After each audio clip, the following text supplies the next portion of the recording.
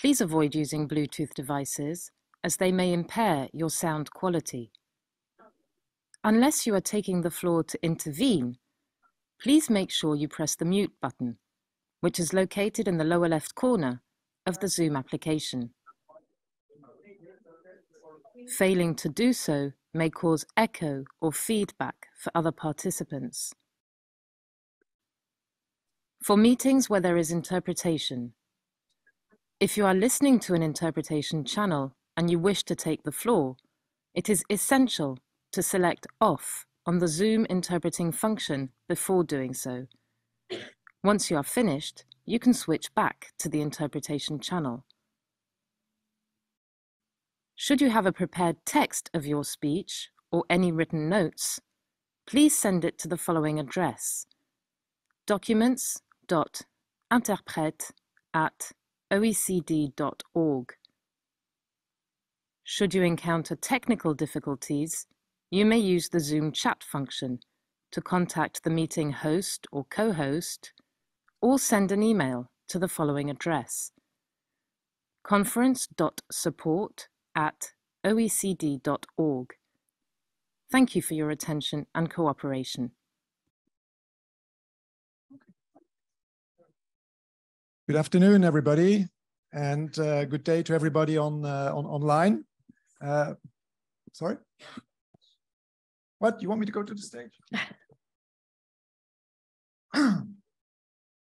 Is that better? Okay, well, now you can see me. That's why. Okay. Welcome everybody to this global forum on environment dedicated to mercury. We're very glad to host this this global forum today and tomorrow. And we're going to kick off with a brief opening by our Deputy Secretary General Kerri-Ann Jones. It's a very unusual fact to have a Deputy Secretary General who's actually a scientist. Kerri-Ann has a degree in chemistry and a PhD in molecular biophysics and biochemistry. I think that's unheard of for a Deputy Secretary General at the OECD. And over many years, she has served in senior leadership positions, working to advance the role of science in programs and policies. And here at the OECD, her portfolio includes environment, development, science and innovation, statistics and data, and public governance. So I'm very proud that you came today to open this global forum. Over to you. Thank you very much, and thanks for those comments. And I have to say, over the course of my career, it has been very useful to be a scientist working in policy. So I encourage scientists to go into policy. I'm delighted to be able to welcome you to this global forum on the environment, focusing on how to improve the management of mercury to minimize health and environmental impacts. Among the thousands of chemicals on the market, there is compelling evidence on the dangers of mercury. As we all know well, it is a potent neurotoxin. Recent data from pollutant release and transfer registers shows, however, that even though we're working on it, there's only been a moderate reduction of mercury emissions to air and water over the last 10 years. The OECD has been working on this issue for around 50 years. In 1973, the OECD Council adopted the recommendation on measures to reduce all man-made emissions of mercury to the environment. In 2007, we published the report, Instrument Mixes Addressing Mercury Emissions to the Air. Since then, the OECD has conducted extensive work on implementing best available techniques to reduce industrial emissions, and it will be performing a comparative analysis on best available techniques to reduce emissions of mercury to water. In 2013, the global community took a big step forward, I think, when the United Nations adopted the Minamata Convention on Mercury, a global treaty to protect human health and the environment from mercury impacts. I think we should all remember how important that treaty was, that convention was, and the fact that the world came together on such a difficult issue and such an important chemical that travels around the world very easily. The convention entered into force in 2017, and countries are actively implementing it. One of the objectives of this Global Forum on Environment is to provide OECD members and partners the opportunity to share experiences on common challenges in implementing the convention. Several sessions will explore different potential solutions for reducing mercury emissions from artisanal and small gold mining, as well as other mercury products and processes along the way. In the sessions of this forum, you will take on key aspects of managing mercury's use and environmental impact. In the first session of this forum, you will be exploring the role of international cooperation in fighting ongoing trade of illegal mercury, mercury-added products, and the misuse of legal products. In the second session, you will discuss the international trade dimension to improve trade practices, address the improper use of mercury-added products, and track technologies used in trade. This resonates with the global supply chain actors producing, trading, and processing mercury to identify and mitigate risks, which resonates with the OECD work on due diligence guidance for responsible business conduct. Due diligence practices benefit governments and private companies by informing them about risks associated with their activities. This supply chain approach is particularly relevant for the production of refined gold, given the role that mercury plays in this process and its release into the environment. In the third session, you'll hear about public and civil society actions that could help reduce the harmful effects of mercury, especially the role of public procurement and of education and training. Finally, of course, throughout the forum, we will discuss possible solutions for financing and economic incentives for mercury-free practices and technologies. The issue for companies and miners whose income is currently dependent on using mercury, and discuss which management solutions should be prioritized for investment. There is international consensus on action to minimize the emissions of mercury. And we all certainly recognize that we have much work to do to achieve this goal. I hope that this global forum dedicated to mercury will be able to provide some concrete ideas and avenues of cooperation. Together, we can work towards eliminating the effects of mercury on health and our environment. I wish you a very fruitful and productive discussion over the next 2 days. It's a very important discussion. Thank you very much.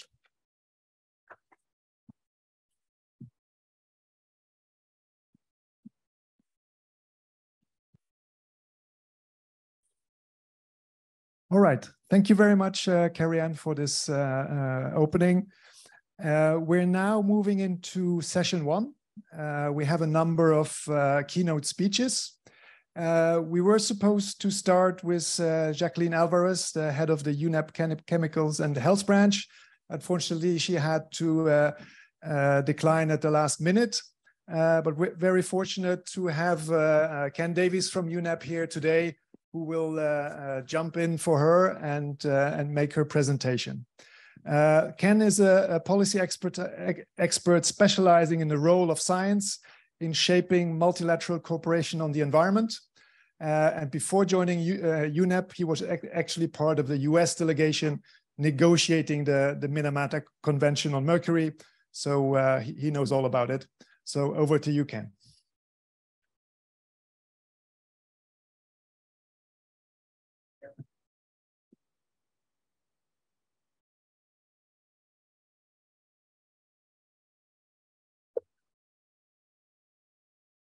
Afternoon, everyone.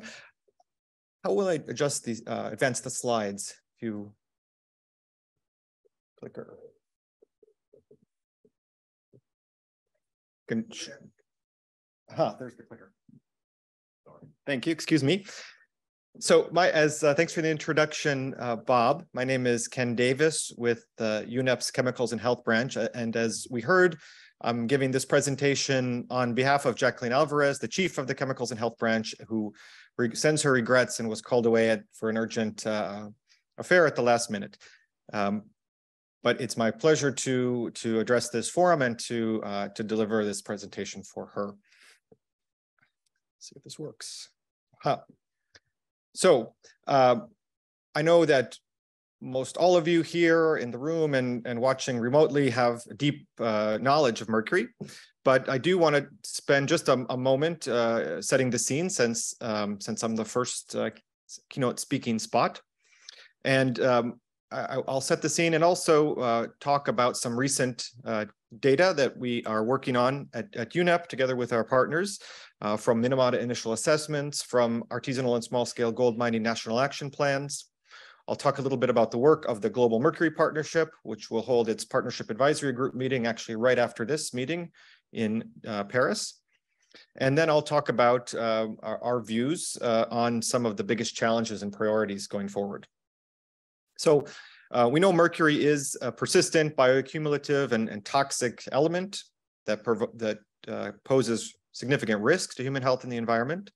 And we also know, as we just heard, about mercury's ability to transport globally in the atmosphere, which is why we refer to mercury as a global pollutant and why many of the interventions that we designed have been designed the way they were.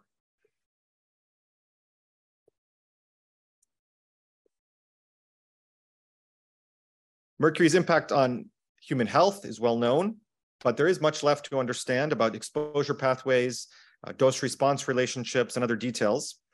We know that mercury is a potent neurotoxin.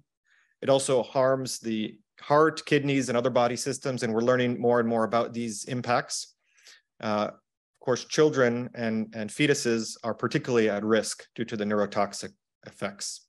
Mercury pollution is also detrimental to many ecosystems, and especially to apex predators due to its ability to bioaccumulate in the food chain. Perhaps the worst single instance of acute mercury toxicity in recent times was in Minamata, Japan, the Minamata tragedy, which occurred in the middle part of the last century, when a factory discharging methyl mercury into Minamata Bay resulted in mass toxicity with hundreds, and in fact, thousands of people becoming ill, suffering brain damage, paralysis, and even death. To date, over 2,000 cases have been documented. These are only the documented cases, might be many more. Another tragic instance of acute mercury toxicity occurred in Iraq in 1971, when mercury used as a fungicide grain that was treated with mercury use as a fungicide was consumed and caused another mass incidence of mercury toxicity. And chronic mercury poisoning takes a long-term toll on neurological and other body systems. Studies from the Faroe Islands, where whale meat is commonly consumed, document that prenatal exposure to mercury leads to neurophysiological deficits and development delays in children. The global burden of disease from exposure to elemental mercury among ASGM miners is, of course, a major, if largely neglected, global health problem. I have a brief timeline of some of the recent history of global action on mercury. The scientific community began increasing its research efforts and making significant improvements on mercury research in the 1990s. The establishment of the International Conference on Mercury as a Global Pollutant occurred around this time, and that community of scientists has continued to work and lead in research on mercury science. The international community began to become interested and call for action through the UN and through UNEP. And in 2002, the first UNEP Global Mercury Assessment was published. The Global Mercury Assessment was then updated a number of times, 4 times, with the latest update being in 2018. The UN Governing Council, UN Environment Governing Council also established the Global Mercury Partnership in 2005. I'll speak a little bit more about the Mercury Partnership in a moment, but this partnership is a voluntary multi-stakeholder network for taking immediate action on mercury and began working in the early 2000s. A breakthrough occurred in 2009, and this is when the UNEP Governing Council established the Intergovernmental Negotiating Committee on Mercury. And this effort culminated with the adoption of the text, which would become the Minamata Convention in 2013, and that convention entered into force in 2017. One recent event, which I'll note, is the establishment of a effort to create a science policy panel, which was recently adopted at the UN Environment Assembly. In particular, the resolution calls for establishing a panel to strengthen the sound management of chemicals and waste and prevent pollution. And this is also very relevant for mercury and for other chemicals work. So I won't get too technical in this slide, but I did want to talk briefly about mercury's cycling in the environment. Mercury is released into the environment from anthropogenic sources and human sources, and also is released in a form of re-emissions of previously emitted mercury. And those re-emissions can be natural or anthropogenic in origin. But as you can see from this slide and from this diagram from the global mercury assessment, the scale of the emissions, the anthropogenic emissions, dwarfs both the natural emissions and the re-emissions from land sources. After emission, mercury circulates in the atmosphere and can be deposited on land, oceans, or freshwater bodies. The oceans serve as a large reservoir of mercury, and mercury content in surface waters has increased by up to 230% due to human activities. The nature of the mercury cycle, with its many sinks and the re-emissions, means that mercury emitted today can be a source of pollution for many years, making immediate reductions in mercury emissions all the more important. Finally, it's important to note that climate change is having significant, but not yet still completely understood impacts on mercury cycling and exposure pathways. And this is an area of critical area for further research.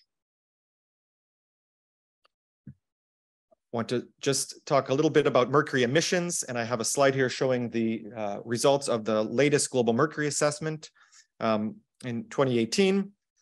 Mercury emissions are of special concern because, as I mentioned before, mercury can be transported long distances in the air, and these emissions can be deposited far, far away from sources. According to the latest global mercury assessment, total anthropogenic mercury emissions were about 2,200 tons in 2018. The largest single source was artisanal and small-scale gold mining, followed by coal combustion, and together these two sources account for about 60% of total global mercury emissions. If we compare with the previous global mercury assessment in 2013, we see that emissions have increased about 20%, and a large part of that increase has come from artisanal and small-scale gold mining. But it's not quite that simple because data is very difficult to get from artisanal and small-scale gold mining, and it's possible, in fact, likely that some of this increase just comes from better data that we're getting as we work more with the artisanal and small-scale gold mining sector. Mercury is also released into the land and water. And for those media, artisanal and small-scale gold mining is the largest pollution source, followed by non-ferrous metals production.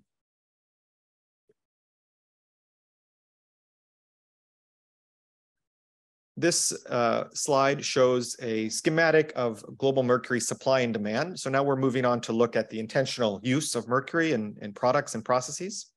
This is from the UNEP report from 2017 on global mercury supply, trade, and demand. And what this shows is on the left side, the supply of mercury, the sources and supply of mercury, which include geologic reserves, mercury mining and byproduct from other metals mining, and mercury stocks that are held by traders or brokers, and sources from recycling.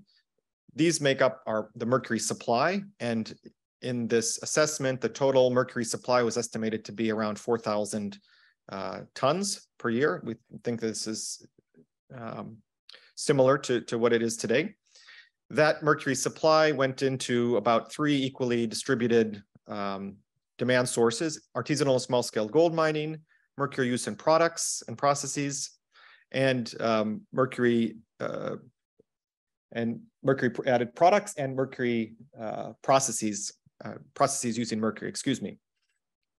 The width of the pathways is proportional to the amount of mercury moving in these supply sources.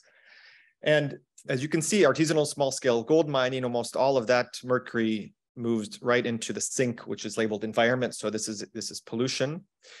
The products some was directly emitted or released into the environment as pollution, but a large amount went into stocks in society. So these are the thermometers and the barometers and the type of items that we have in society. Some of that goes for recycling, some disposal. We don't have a good handle on exactly those proportions. And lastly, the processes. A large contributor to this is vinyl chloride monomer production. A large amount of this vinyl chloride monomer catalyst containing mercury is recycled, but nonetheless, it's a significant source of pollution as well.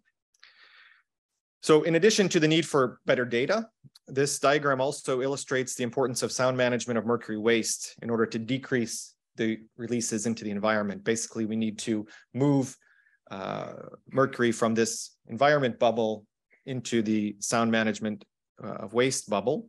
And of course, also at the same time, decrease overall mercury supply and demand. Quick look at mercury trade.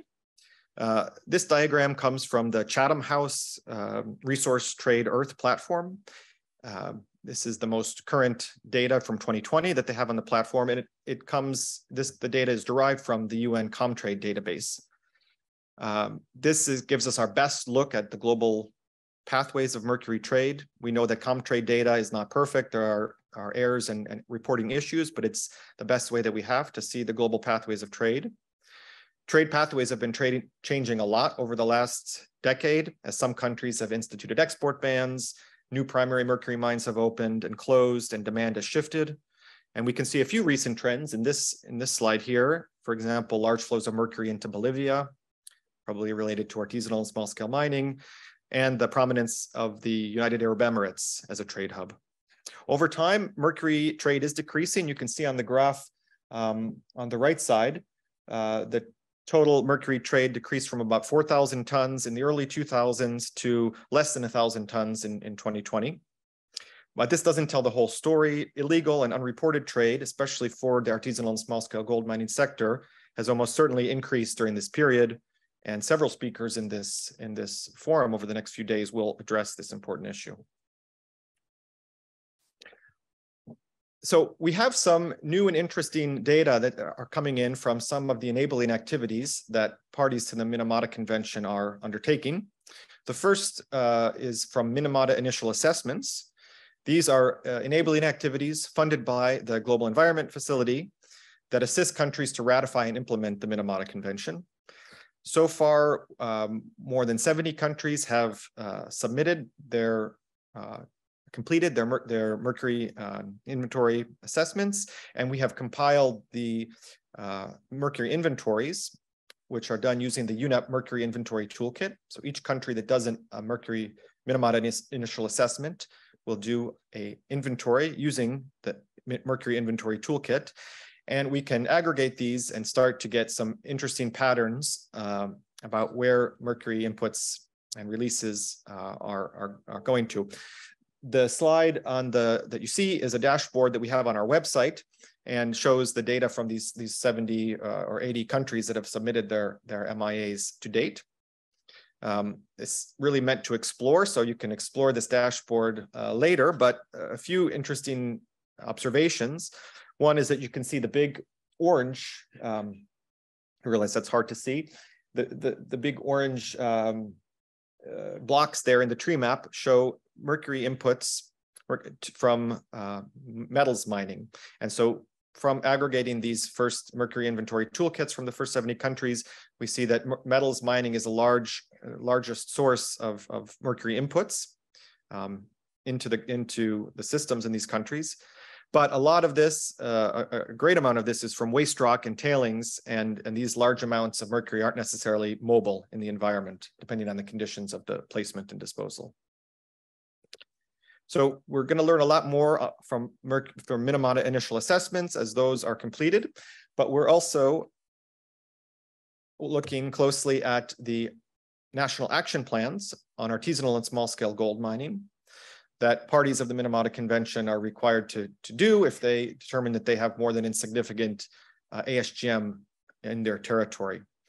And we have begun to collect the data of the 22 countries that have submitted their artisanal and small-scale gold mining national action plans. and we already can see some very interesting patterns. To date, 46 countries are working on their national action plans funded by the GEF. And this data set promises to be quite rich as well. I'll just show a few images from that. The artisanal and small-scale gold mining national action plans include mercury inventories for the ASGM sector. So we can compare the amount of estimated mercury use from these national action plans with other estimates. Here we've compared the NAP mercury estimates with the global mercury assessment 2018 values, and we can see some interesting patterns. Of course, getting data from the artisanal and small-scale gold mining sector is notoriously difficult. And so we hope we're getting closer and closer to reality. But we can see, for example, some discrepancies, which are interesting. Ecuador has had a much higher amount of mercury use estimated in the previous global mercury assessments, much lower now. In their national action plan, they found that actually only 40% of artisanal and small-scale gold mining uses mercury. And this led to a notably lower mercury use estimate as the sector and the industry in Ecuador evolves. Madagascar, we've had sort of the opposite situation where research through the national action plans determined that there are actually some very large dredging operations that are very mercury intensive, and the mercury estimate for ASGM in Madagascar is actually quite a bit higher. We also are looking at the worst practices in artisanal and small-scale gold mining. And I'm going to go through these a bit fast just to stay on time. But through looking at the national action plans, we can see that, for example, 19 out of 22 countries report the worst practice of open burning of amalgam, whereas a smaller amount report the also very damaging worst practice of whole ore amalgamation. And there are quite a few countries also where we don't have definitive answers here. Finally, in the national action plans, we can get interesting information on mercury reduction targets. And this can give us an idea of how mercury use might decrease if these national action plans are implemented and the targets are met. From the 22 countries that we've analyzed so far, there's about 360 tons of mercury use per year.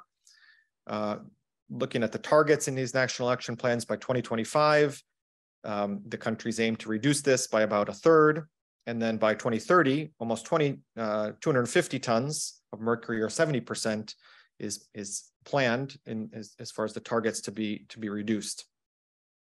The estimated budget that our national action plans are giving for their strategy, for the implementation of their national action plan strategies, is $6.4 million per country. Okay, I'll shift gears here and talk briefly about a very important part of our work at UNEP with respect to mercury, and this is the Global Mercury Partnership. I mentioned that it was started by a decision of the Governing Council of UNEP in 2005. And since that time, the partnership has grown. It now consists of 8 partnership areas, which track major sectors where mercury is a pollution source. It's a multi-stakeholder partnership, which brings together stakeholders from academia, from governments, from civil society, from the scientific community, all with a common goal of reducing mercury pollution. The partnership has been instrumental in building momentum for the development of the Minamata Convention. It's provided background knowledge and guidance and advice through the convention negotiations, and it continues to be an important venue for all kinds of stakeholders to engage to this day. I mentioned 8 partnership areas. You can see on the slide here the various areas. I won't go through them all, but they cover a wide range of mercury's pollution sources and also fate and transport in the environment. And the partnership, one of the many things that the partnership does is work on outreach and information sharing. As a network, this is a very valuable role it plays. And so you can see on the slide here some of the recent information materials that have been produced by the partnership. I'll highlight 2 new technical study reports. And if you're at the Partnership Advisory Group meeting at the end of the week, you can hear more about these. These are on mercury in the oil and gas industry and in mercury in non-ferrous metals production. Okay, I'm going to close the talk here with a few thoughts on some priorities and challenges going forward. And I have 4 of these. The first one is artisanal and small-scale gold mining. I know I've talked a lot about that already, and we hear a lot about that already, but it is a continuing challenge. It is the biggest source of mercury pollution, and it is one of the most complex sectors where we deal with mercury pollution. We already heard about the national action plans. There's also a major effort helping countries reduce and eliminate mercury use in ASGM in the GEF-funded Planet Gold program, which is bringing over $100 million in funding to 25 country projects that focus on introducing mercury-free technology, assisting miners with formalization, access to finance, and access to markets. ASGM is such a complex issue with connections to economic development, human rights, land tenure, governance, and more. And this is why the Minamata Convention approach of national action plans is so important, giving countries the responsibility to determine the best strategies, the best policy strategies for their situations is key. We find that simplistic approaches like criminalizing all mercury use in the sector rarely work and often backfire with unintended consequences that can harm mining communities. Mercury-added products and the waste that they generate are also a growing priority. Many of these products are due to be phased out under the provisions of the Minamata Convention, but many countries have difficulties with phasing out the production, import, and export of these products. Further support is needed. A number of projects funded by the GEF and implemented by UNEP and others, including WHO, will build capacity in this area, including on medical measuring devices, dental amalgam use, and skin lightening products. This area of mercury use in skin lightening products is a particular area of concern, where the ineffective regulation and enforcement, lack of awareness, and the deeply rooted legacy of colorism contribute to a practice that is extremely damaging to the users of these products, to their children, and to the environment. Mercury science has made great strides in recent decades, and we have a much better understanding of the pathways from the pollution sources to the impacts on human health and the environment. But there remain many outstanding research priorities, and we're still a long way from truly understanding the dynamics of mercury in the environment. Mercury monitoring of the transport and fate of this element is key, and we need more monitoring sites, particularly in the Southern Hemisphere. We also need a better understanding about why certain ecosystems are particularly prone to the formation of methylmercury and the high uptake in biota and the impacts that causes. We need to grow our knowledge base on toxicology, social science, and public health so that we can steer people to diets and lifestyles that take advantage of the nutrients in fish, for example, while minimizing the mercury intake. And finally, synergies with other agendas. Synergies is sometimes an overused word, but it's really true that we need to continue to find synergies between the mercury agenda and other global priorities in order to leverage resources and account for the complexity of many sectors and issues. There are many examples, but just a couple are as follows. Climate change is the preeminent environmental challenge of our era.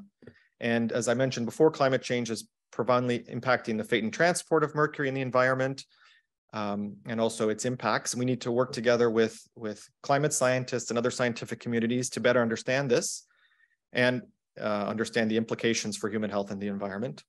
Coal combustion is a major source of carbon pollution. It's also a major source of mercury pollution. Air pollution controls have been recognized as a way to reduce mercury emissions, but ultimately phasing out coal-fired energy generation, as we must do to meet climate goals, will also reduce mercury emissions. We know that mercury pollution has profound impacts on biodiversity, and more research is indeed needed to better understand the mechanisms and magnitude of these impacts. We can bring greater awareness of the impacts of mercury and indeed of many harmful chemicals to the biodiversity agenda. And finally, no other sector symbolizes these cross linkages, I think, than artisanal and small scale gold mining. Here we combine the agendas of economic development, deforestation, and protection of indigenous lands and human rights to ensure that our interventions work for all people and for the planet. Thank you very much. And again, on behalf of Jacqueline, thank you. And looking forward very much to this forum. Thanks.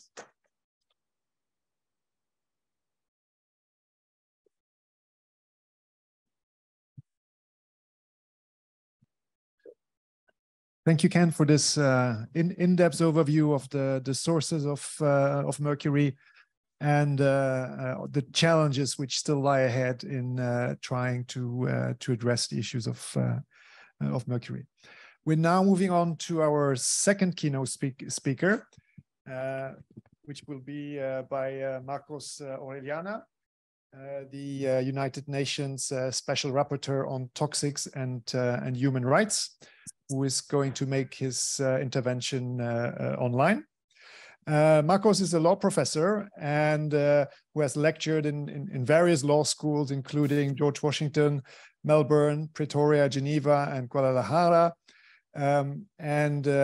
Since I think 2 years now, Marcos is the United Nations Special Rapporteur on Toxics and Human Rights, which is a position which over the last few years has really gained in importance and influence. So we're very happy that Marcos is taking the time to intervene today. Marcos, over to you. Thank you very much, Bob, for that introduction. I am very pleased to have the opportunity to join the OECD's Global Forum on Environment to discuss mercury. Greetings from Mexico City, where I find myself participating in a colloquium on pollution and harms to human health. As you mentioned, Bob, the special procedure on toxics and human rights of the Human Rights Council has gained increasing weight over the last few years, and that is because in 2011, the Human Rights Council renewed this procedure by consensus. Previously, back in 1995, when it was created, it was a procedure that was created by a vote, and many of the countries that voted against it did everything they could to undermine it. But with the renewal by consensus, the global dimension of the life cycle of chemicals and wastes comes to the sharp spotlight in its impact on human rights. The most recent resolution that renewed the mandate by the Human Rights Council has a strong emphasis on looking at developments, gaps, and shortcomings. Let's recall that this special procedure is a monitoring and reporting procedure. At the heart of it, at the core of its DNA, lies the environmental injustices and environmental discrimination that arise when people are exposed to hazardous substances and wastes. And among the tools that the mandate has to carry out its work, letters of allegation, of course, are well known, but thematic reports receive a significant attention.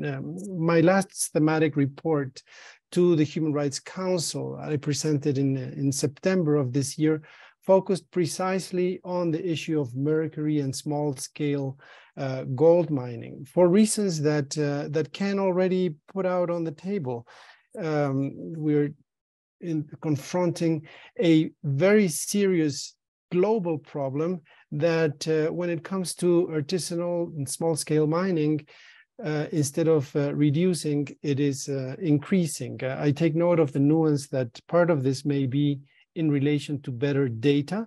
At the same time, as I will elaborate in a few minutes, the impacts of this activity are severe on human health and the environment and compromise the effective enjoyment of several internationally protected rights. In October, 3 weeks ago, in New York, I presented to the General Assembly a report on toxics and indigenous peoples that covers a broad range of issues. Small-scale gold mining is a problem addressed there as well. Some of the points made in these thematic reports, as I just mentioned, the issue is global. much of the information that the mandate has received comes from the Amazon region, from the various countries in the Amazon basin, but not exclusively. We're seeing also in West Africa a new El Dorado, as it were, and also in Southeast Asia, the proliferation of ASGM sites that are causing liabilities and sacrifice zones that will extend for the future and compromise the rights of future generations as well. We're also dealing with a problem that is urgent. And here it's great to follow Ken that set the stage on mercury.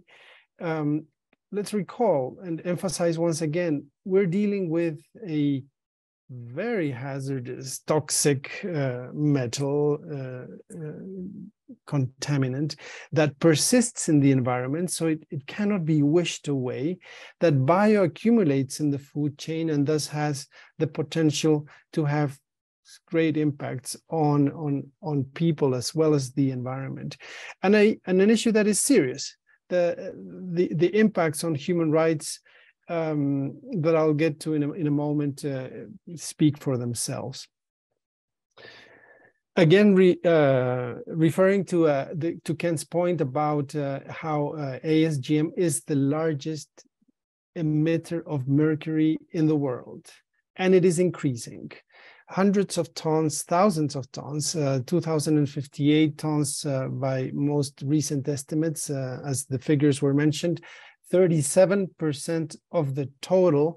This figure dwarfs the ones that follow, so there's an outsized and disproportionate issue here.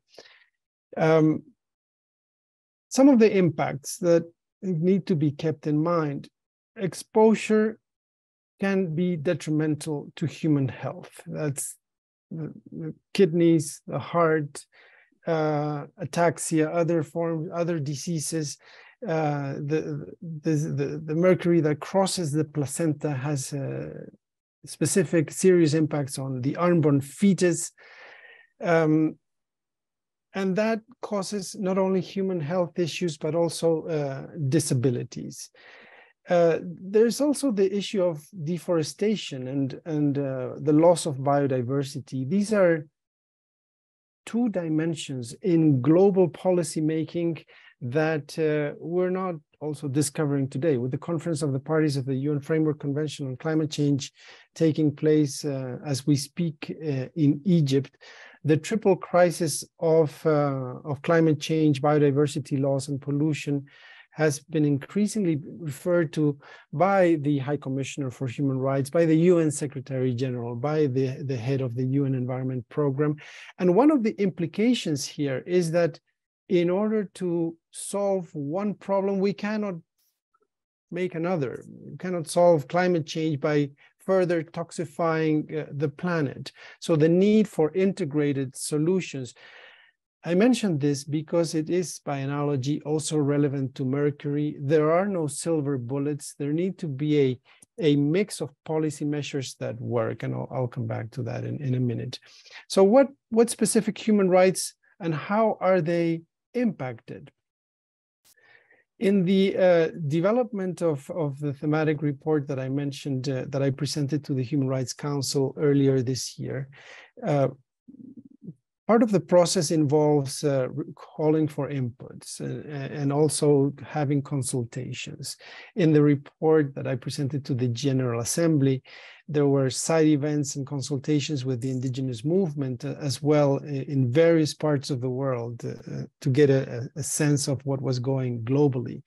And one of the points that came across repeatedly is the impact on culture.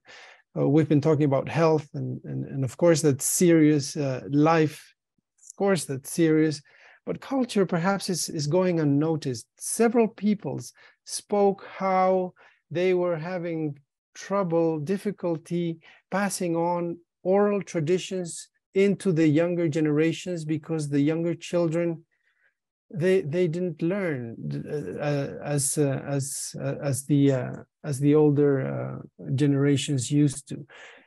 So the impact on IQ loss as a result of exposure on the fetus that causes and compromises development for life in children has this impact on the culture of indigenous peoples that is orally transmitted and that provides the knowledge for the integration between the peoples and the environment. We've talked about health, the heart, kidneys, ataxia. So I want to talk about the right to food.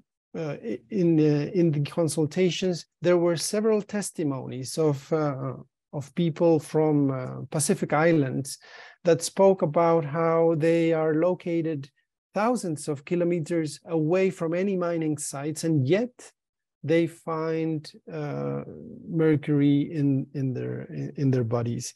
This is a particular concern for women in childbearing ages.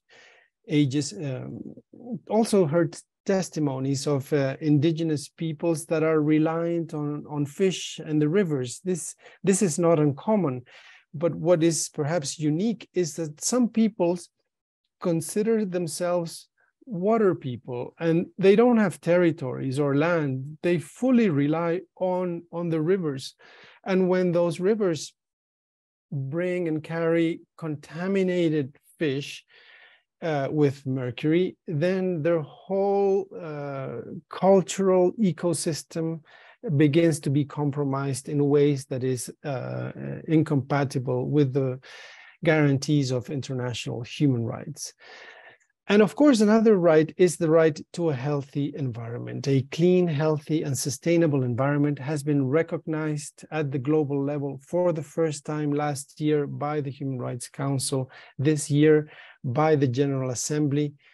Among other things, this right means the right not to be poisoned by mercury.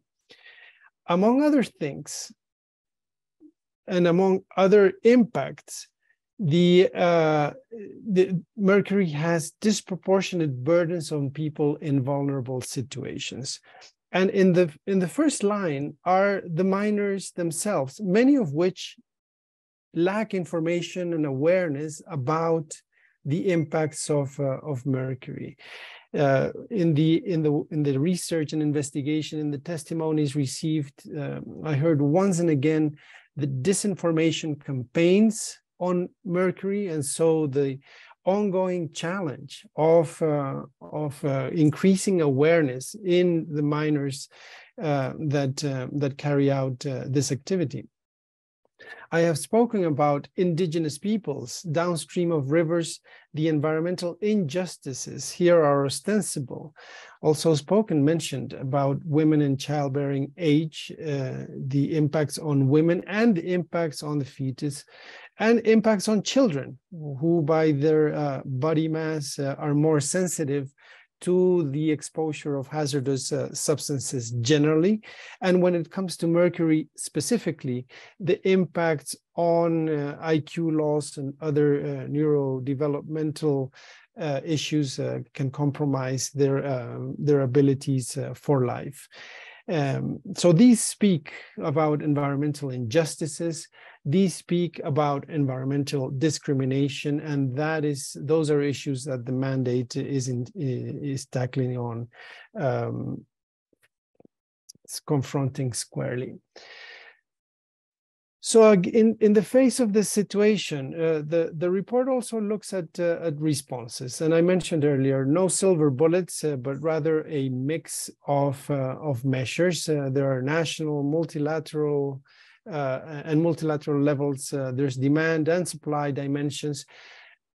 A couple examples or analysis. National level measures. The United States of America and the European Union banned virtually all mercury trade. Some ASGM countries have also adopted bans on mercury use, and some of the evidence that the mandate received has shown that these bans have not been effective or been fully effective. That is in part because of illegal trade in mercury. It is also in part because of lack of capacity in states in order to enforce the bans. And it's also in part because of a lack of a consistent multilateral or regional approach. In the Amazon basin, for example, we see that Colombia and Ecuador have adopted bans, and yet other countries such as Bolivia have increased their imports exponentially, I must say, of mercury. And much of this mercury is finding their ways into the black markets that are fueling the ASGM in those countries that have adopted bans. And there is also the issue of diversions of legal trade. Several countries, many countries, lack systems for traceability once mercury crosses the border. Some of the legal trade of mercury, some of the trade in mercury is legal and yet gets diverted from their intended destinations into ASGM. So at the national level, we see that the measures, they have had mixed impact. The measures at the UN adopted by the US and the EU have been very strong, but the measures in ASGM countries have not delivered what those countries were intending to achieve. And part of that, as I mentioned, is the Minamata Convention. And given the mandate's focus on developments, gaps, and shortcomings, there's a section in the report that I'm talking about that speaks about these issues in Minamata. And I wish to point out that Minamata is a robust agreement that is having impact even in its early age, even as it is in its infancy, being the youngest in the family of multilateral environmental agreements. And all of that is true, except when it comes to ASGM. And when it comes to ASGM, we see a gap that I described previously, and that is increasing. What are some of these gaps? Well, one is that primary mining is allowed for 15 years since entry into force. And this results in the injection of mercury into the global supply that is aggravating these the problems that we're facing. Secondly, that ASGM is an allowed use for mercury. So being an allowed use means that trade in mercury is allowed for ASGM, with the exception of primary mining, but then there's the diversion of trade. I won't get into the details of the Minamata architecture. I understand that Monika Stankiewicz will follow me in the program, and she'll take that on as I understand the program. But I will say that Article 7 establishes the obligation of parties to take steps to reduce and, where feasible, eliminate. And that goes in the direction of the elaboration of national action plans. And there are a couple reflections that I wish to share on this. That development of a national action plan is of course important, and the process in which it is developed is particularly important. There's an opportunity to reflect a rights-based approach in it, with information, participation of mining communities, of indigenous peoples, of environmental NGOs, other actors in the country that have knowledge and interest in the issues. But so far, the elaboration of NAPs has not followed such participatory approaches.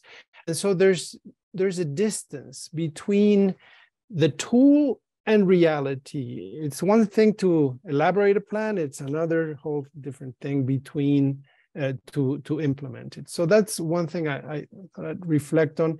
And secondly, and speaking of the gaps and shortcomings of Minamata, there's no requirement across the board in national action plans of timelines for the phase out of mercury use in small scale gold mining. And so this presents a vision of an activity that can extend itself into the horizon, temporal horizon.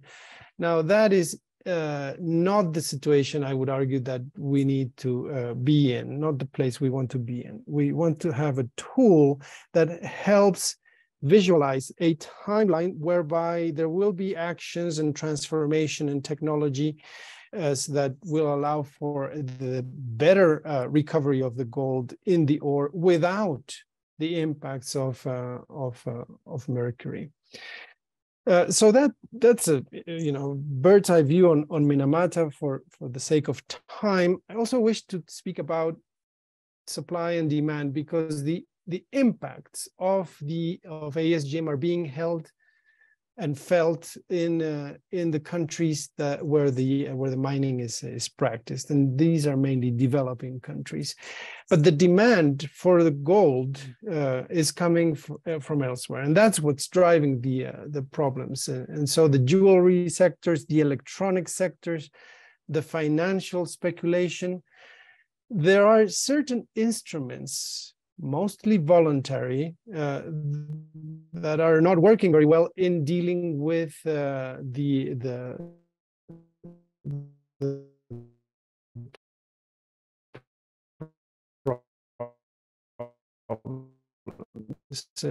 due diligence requirements that are the point of contact in the supply chains of gold that will get the gold that has been mined using mercury, could be a very important point for regulation or control. But refineries lack adequate due diligence, and the countries where they are based, they also lack adequate due diligence requirements. Some countries, for example, require information on the last exporter, but as the last exporter of the shipment of gold, but no information requirements on the source of gold, which is precisely what we're trying to get at in order to change realities and put pressure for the elimination of mercury in small scale gold mining. And so while the gold industry profits, human rights suffer. Some of the elements that are called for in the report, it calls for a ban on use and trade in mercury, including for small-scale gold mining. And that can be achieved through an amendment or amendments to Minamata. The report analyzes that in a certain level of detail. Also national level measures. So I won't get into the details of that, but I do want to discuss some arguments that at times the mandate has received against strong measures of control and against a ban on use and trade in mercury.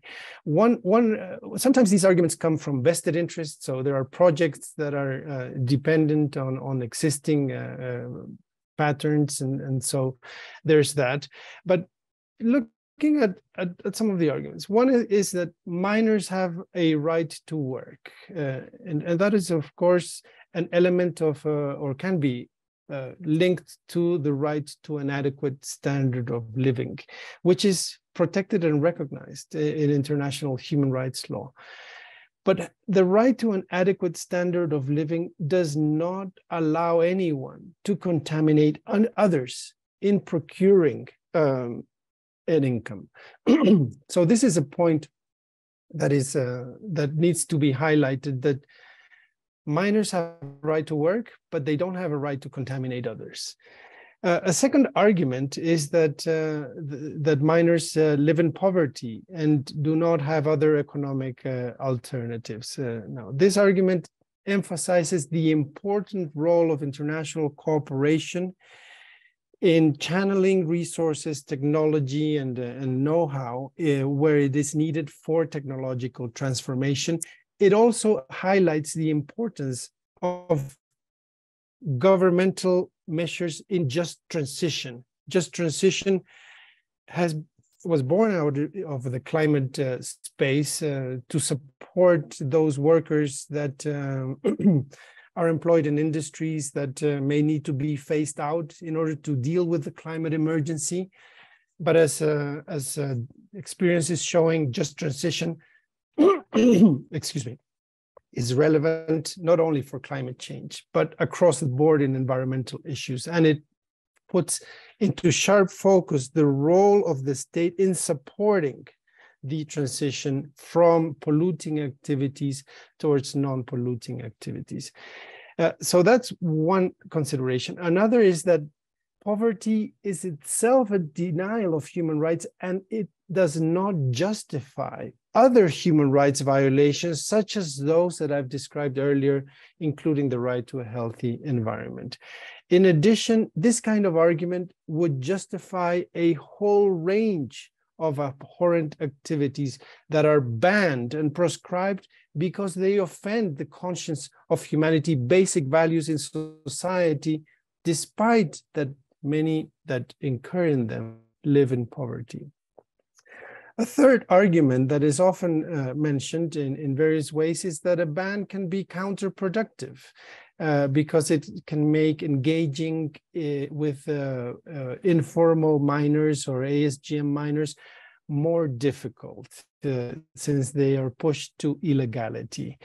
We just heard Ken speak about how simplistic approaches such as criminalization do not work.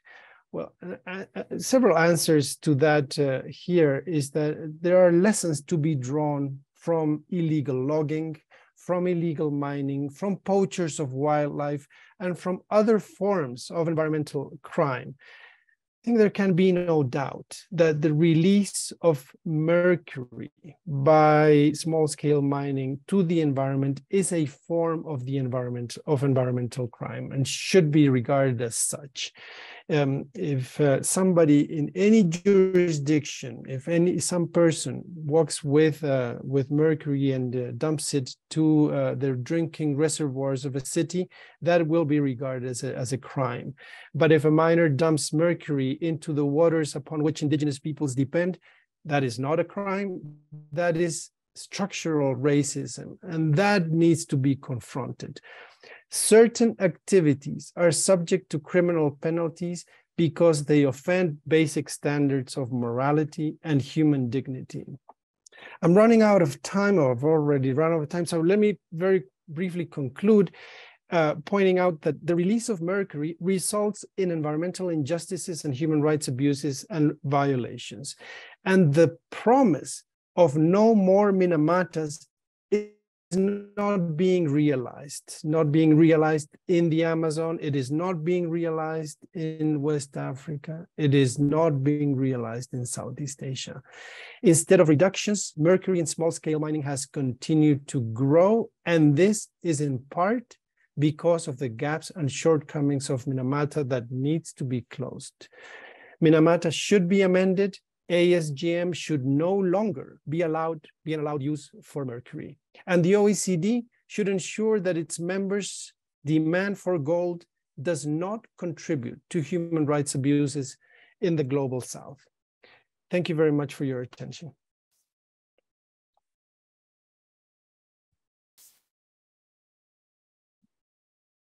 Thank you very, very much, Marcos, for this overview of looking at the mercury problem from the point of view of human rights abuses. I think this gave us a lot of food for thought. I would now like to invite Monika Stankiewicz, the Executive Secretary of the Minamata Convention on Mercury, to make her intervention on actually presenting the Minamata Convention. Monika has 20 years of experience in working on environmental issues. Much of it was dedicated to the protection of water, the protection of oceans. And before becoming the Executive Secretary of the Minamata Convention on Mercury, Monika was also the Executive Secretary of the Baltic Marine Environment Protection Commission, also known as HELCOM. Monika, the floor is yours. Thank you so much, and good day, everyone. Thank you so much, Bob and Ken, and also Mr. Orellana, distinguished participants, ladies and gentlemen. I'm so grateful to be here among many, or all of you who have spent at least part of your professional life to deal with mercury. and basically are committed to making the world a better place by making mercury history.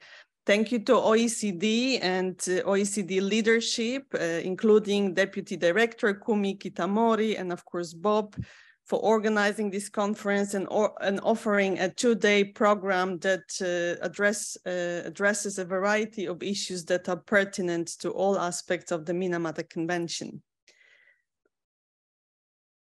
Just a few months ago, we celebrated the 5th anniversary of the convention, and in each year we choose a number of topics, and this year the focus was on 4 topics.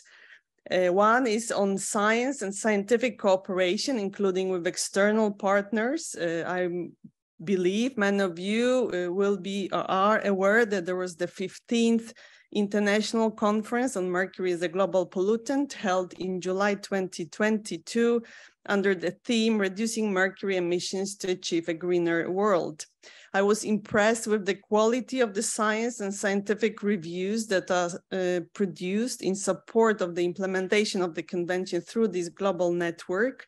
One of the reviews concludes mercury emissions from forest fires are estimated at around 600 tons per year, which is about a quarter of the total mercury emissions produced by human activity, and increases in forest fires due to climate change may raise these emissions by 14% by 2050 compared to 2000. Deforestation also affects the mercury cycle. We found the Amazon rainforest. The capturing of atmospheric mercury will decrease from 650 tons to 250 tons per year.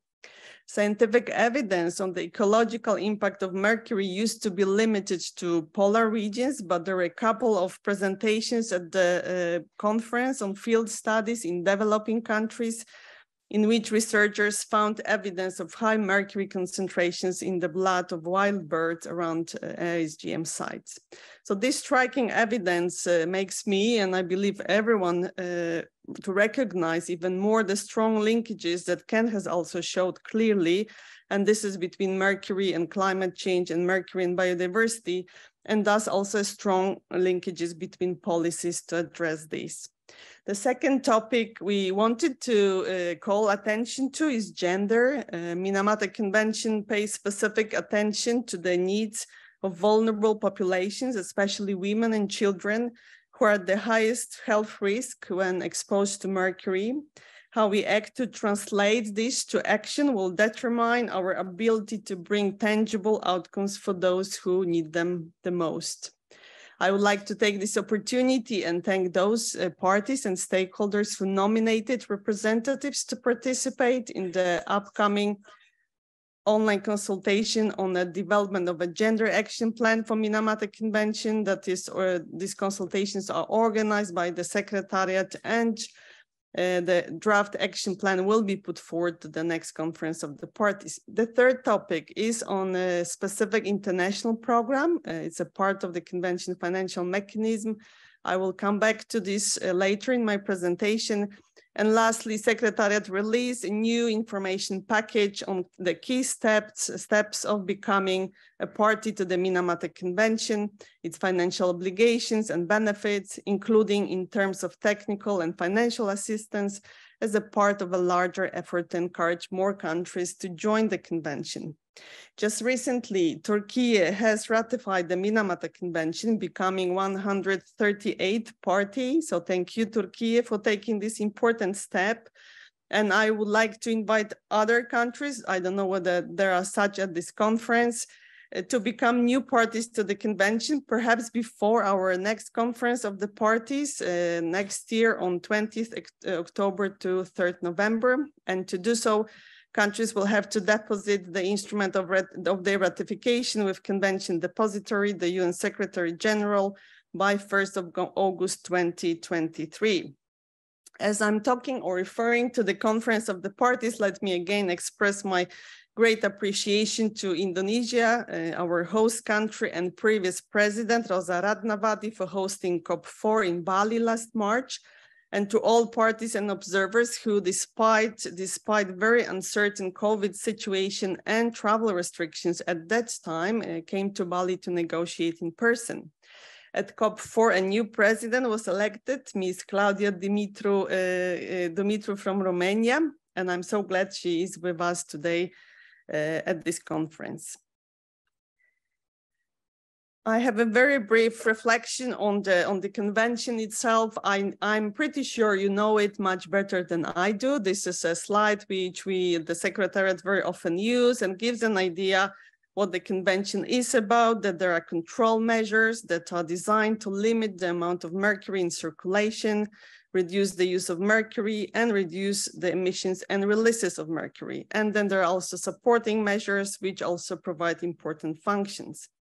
The Minamata Convention is the first global environmental agreement negotiated in 21st century, and the approach it takes to cover the entire life cycle of a single chemical continues to be a best practice, which is also used in addressing other environmental problems.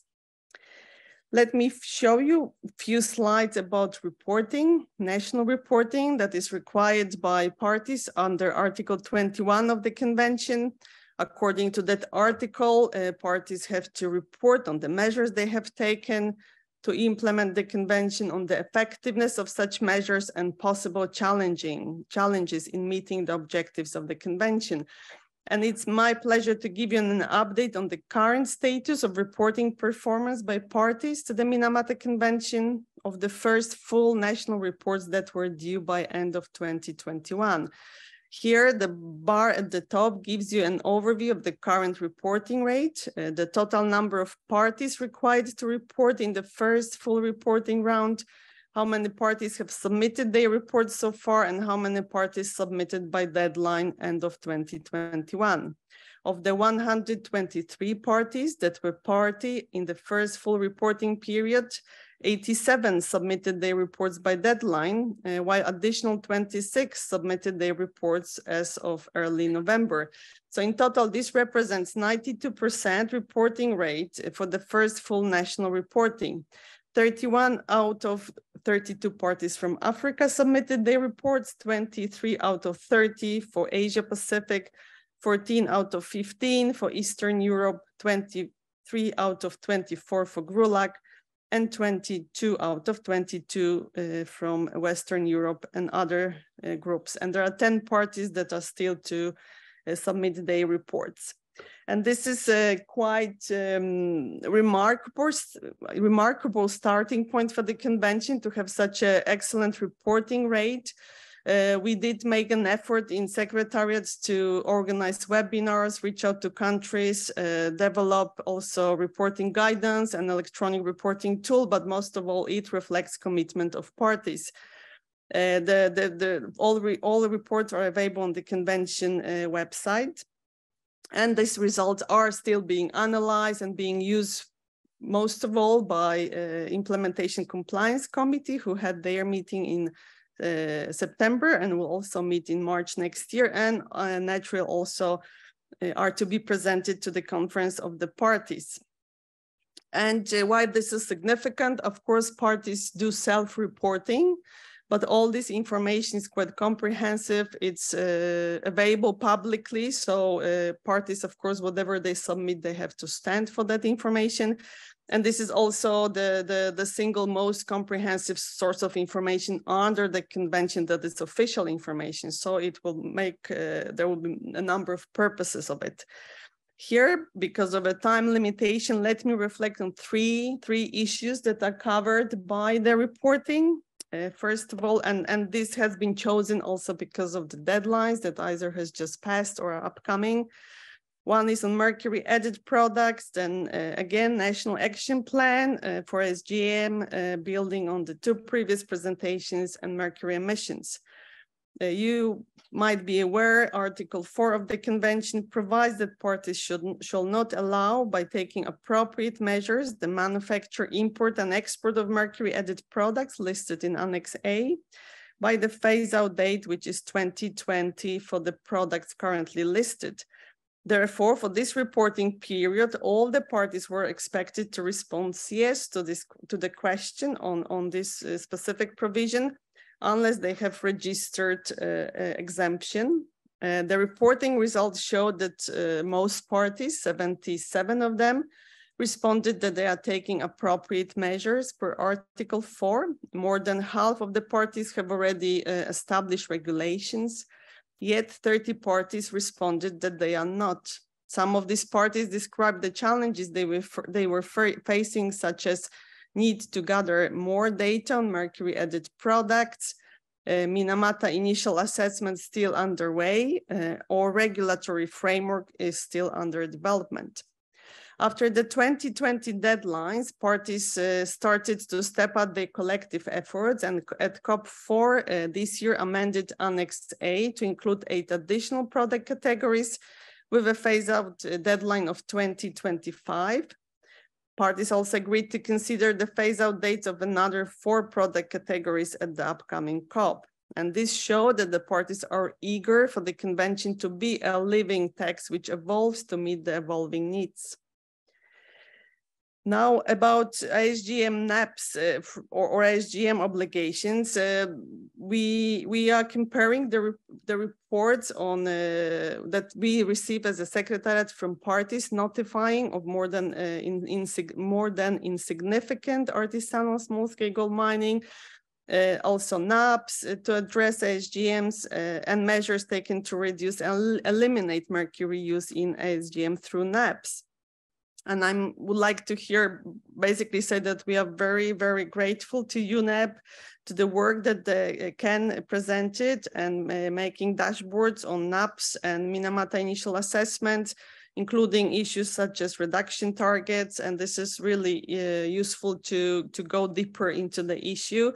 I can mention we have 22 NAPs published on our website, and we really encourage the submission of additional NAPs in a timely manner, following notification to the Secretariat. And I would like also to encourage the submission of any Minamata initial assessments that have been developed.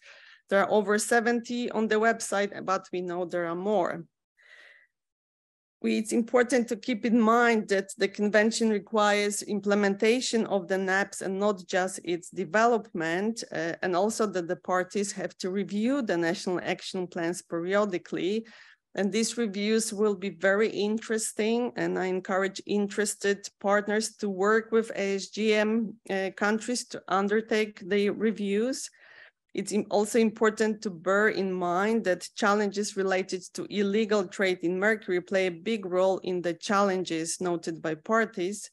And the convention's provisions for prior informed consent for mercury imports allow a party to conform its regulation of mercury trade with its ASGM national action plan, including its use estimates. We have just heard from Marcos Orellana quite a impactful presentation on the putting a spotlight into how people's rights, including indigenous people rights, are affected due to the use of mercury in artisanal small-scale gold mining. Mr. Orellana also puts forward a number of recommendations, such as about having a timeline for phase-out of mercury use in SGM, on due diligence and so forth. I have forwarded this report to parties. I think it's important that parties are aware this report has been produced, and I'm sure parties and you all will have your own consideration and reflection on it. But now let me move to emissions. You know, after SGM, emissions are or I would say after SGM, the second largest emission source is coal burning, contributing to 21% of global total. In the Global Energy Outlook from 2017, when the Minamata Convention entered into force, the International Energy Agency reported that current, at that time, policies in 2017 showed coal demand would increase by 34% between 2016 and 2040. The Global Energy Outlook for 2022, the most recent one, provides a little more encouraging picture, and for mercury as well. for all emission sources listed in the convention. These are coal-fired power plants, industrial boilers, non-ferrous metals production, cement production, waste incineration. The convention requires the use of BAD-BEP for new facilities 5 years after entry into force, which in this year is for the first 50 parties. For coal combustion, if parties take what IEA calls stated policies to move away from coal, we would already have quite a promising situation regarding emissions from new facilities from these listed sources.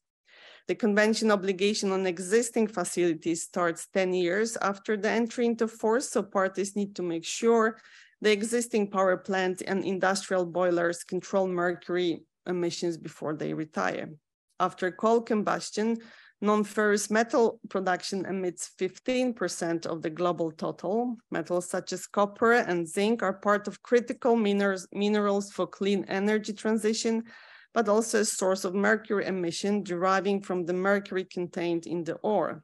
Moving away from coal may mean increased demand for those, or actually means the increased demand for those minerals. And cement production is the fourth largest source of mercury emission, and its production is also expected to increase. So the use of BAT and BEP for this emission source is key to prevent the harm of mercury, and we will need supply chains for housing, infrastructure, and other uses of cement to address this need. The national reports we have received from parties were about measures taken by end of 2020, so the BAP and BEP obligation did not apply to any party at the time of reporting. However, it is encouraging to see that many parties have already taken measures, and this will be an important issue to act on as we move forward. Regarding emissions, let me also mention that there is an ongoing scientific work under the convention to develop a plan and a summary of available emissions and releases data, and this work is to contribute to the first effectiveness evaluation of the convention. The effectiveness evaluation is a big part of the ongoing work. At COP4 this year, our parties agreed to launch the first effectiveness evaluation of the convention, demonstrating their resolve to ensure that the convention is meeting the needs for which it was designed. It's Article 22 in the convention that talks about effectiveness evaluation. It talks about the time frame and what this effectiveness evaluation should be based on. I think it's very good and quite unique that there is a quite elaborate provision on what effectiveness evaluation for the convention should be about. And during the recent COP4, there has been major progress achieved by parties in this regard. It has been agreed, or the COP adopted a framework for the evaluation, establish an open-ended scientific group that will develop a number of scientific reports. And also there is a still discussion to be concluded, but it's the draft terms of reference already exist for another group to be established, effectiveness evaluation group to oversee and develop the recommendations directly to the COP. So there is a bulk of activities ongoing on this, and the Secretariat also supports the process, has been also tasked and is developing a report on trade. Here, let me maybe offer a reflection. Something that I'm convinced you're aware of is that naturally for mercury, the issue is that there are sources that are man-made, but there are also natural sources. That this will be a challenge from scientific point of view, how to distinguish between the two. There is also legacy mercury circling in the environment. There is a lack of monitoring some parts of the world yet. And of course, it will take time to actually see the results or the trends of mercury in the environment yet. COP has taken quite an ambitious approach. Parties are fully aware of these challenges. But they have set a clear timeline and ambition to have at the end a robust and fit for purpose effectiveness evaluation for the convention. As we talk about challenges, an important part of the solutions lies in the financial mechanism of the convention. This is for Minamata Convention, JEF, and also the specific international program. The JEF projects meet needs from enabling activities in the form of a larger programmatic approaches and projects that spur greater investments. And we all were very, very pleased to see a very healthy replenishment of funding for JEF 8. We also have a smaller specific international program that is currently funding 24 projects. This is a funding for supporting direct implementation in eligible parties. It is designed to meet the urgent needs in the first decade of the convention. These projects are a direct expression of what parties need, and we are grateful to its donors to date that have enabled 3 rounds of applications. I hope that the SIP will enjoy a similarly to JEF 8 robust replenishment, while at its much smaller scale, for its distinct purposes that are not fulfilled by the JEF or the special program. To ensure that the financial mechanism is meeting the needs for which it was designed, our parties launched the second review of the financial mechanism, which, as I said, can evolve or to meet to see whether the financial instrument meets the evolving needs of the convention. And to effectively address the many sectors in which mercury use and emissions are still prevalent, we must work together in an integrated way. And that's also a spirit that one can see from the JEF replenishment process.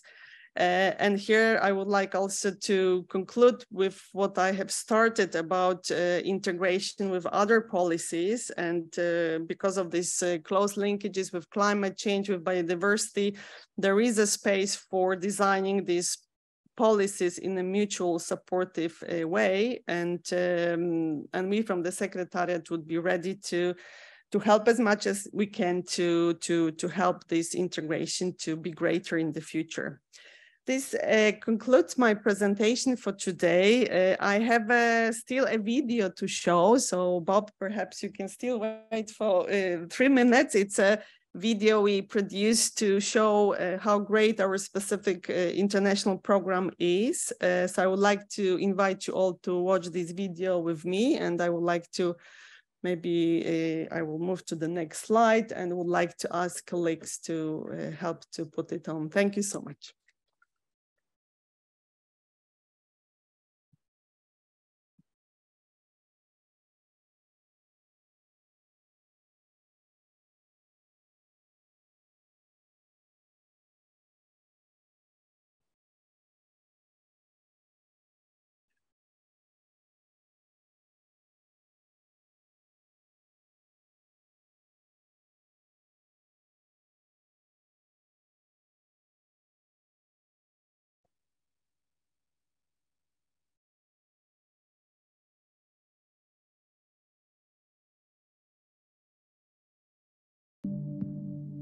The specific international program, the SIP, has been actively supporting parties of the Minamata Convention since 2017. Join us for this video to see why SIP matters in the global fight to protect people and the planet from the harmful effects of mercury.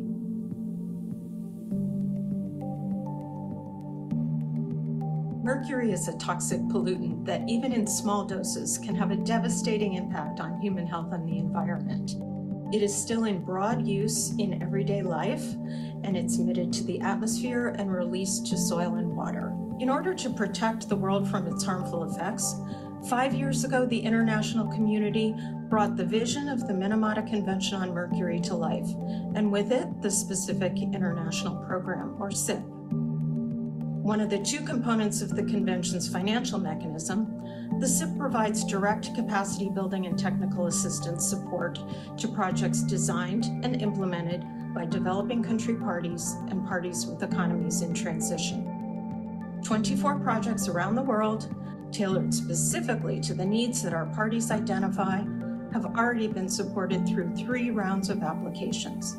These projects have progressed well and in some cases have completed their implementation, addressing many of the Convention's legally binding obligations and delivering significant results. We are delighted that with the support provided by the SIP, we are implementing the phase out of mercury-added products and adapting mercury-based guidelines for use in the industrial, health and education sectors. This will go a long way in advancing implementation of the Minamata Convention in Sri Lanka. On the project, we developed comprehensive data on import of mercury-containing lamps and their distribution inside of country, as well quantity of waste which generated per year. In close cooperation with Armenian Women for Health and Healthy Environment NGO, we prepared distribution lamp in different regions, as well develop awareness-raising campaign in different regions of Armenia. The project is building on the Minamata Convention initial assessment that was conducted in Nigeria between 2015 and 2017, and is addressing some priority issues and recommendations that were identified by the assessment report.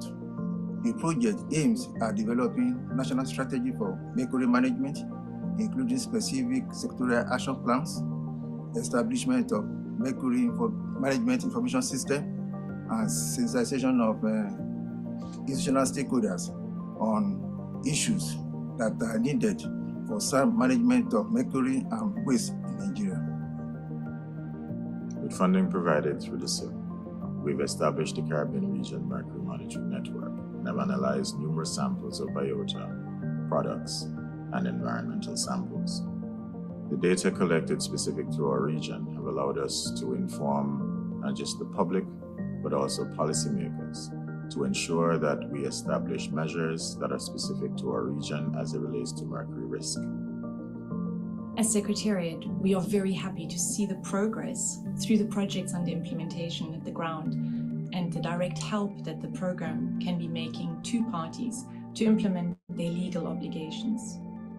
The SIP, as envisaged by the COP and led by the Governing Board, makes specific and urgent help available to parties. The SIP is also able to leverage resources at the national level and also at the global level through the Global Environmental Facility. These are all very important attributes to make the SIP and the entire financial mechanism of the Convention a success, because now is the time to act on mercury. With this next decade of implementation, it is now the time for parties to put in place their control mechanisms and their support measures for the long-term success of the Convention. We look forward to contributions to the SIP program and to the help of all parties to come together and to make mercury history.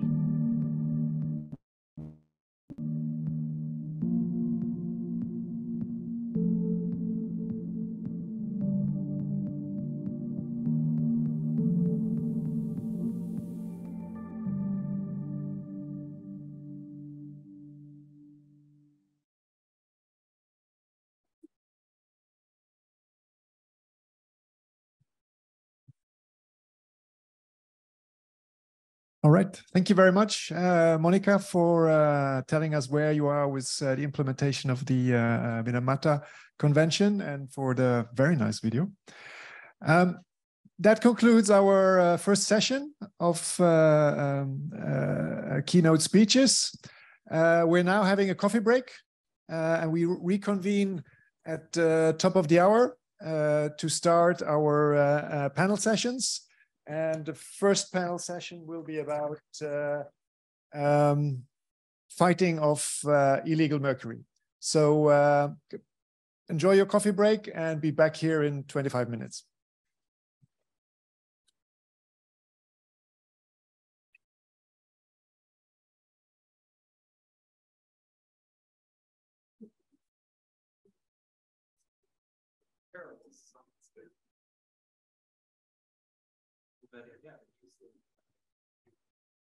Dialogue.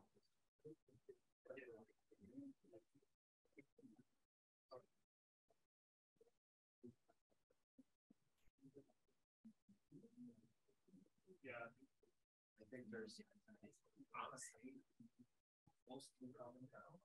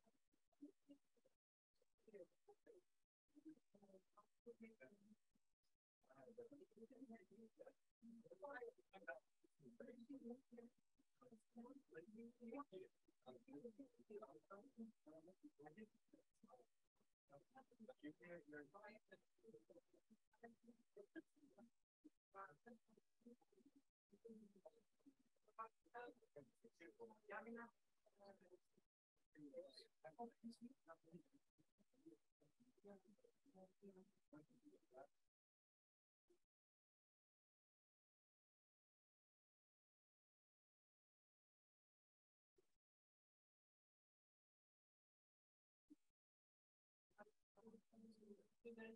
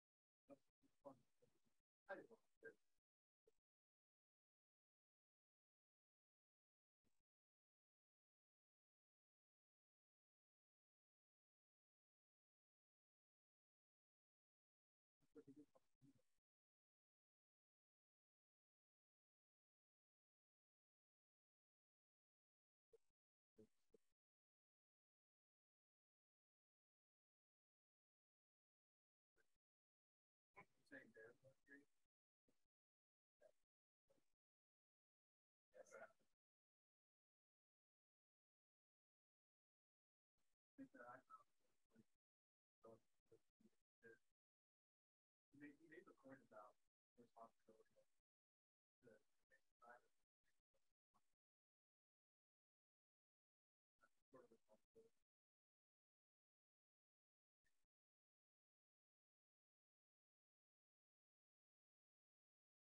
That he never like actually said that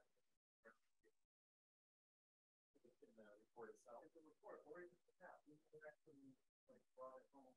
Like this is what's done. It's not something like the signal that changed. And just pushing for it. Because he was referring to the he's trying to put that in. That's one of the moments. Yeah. I want to do it for dynamic.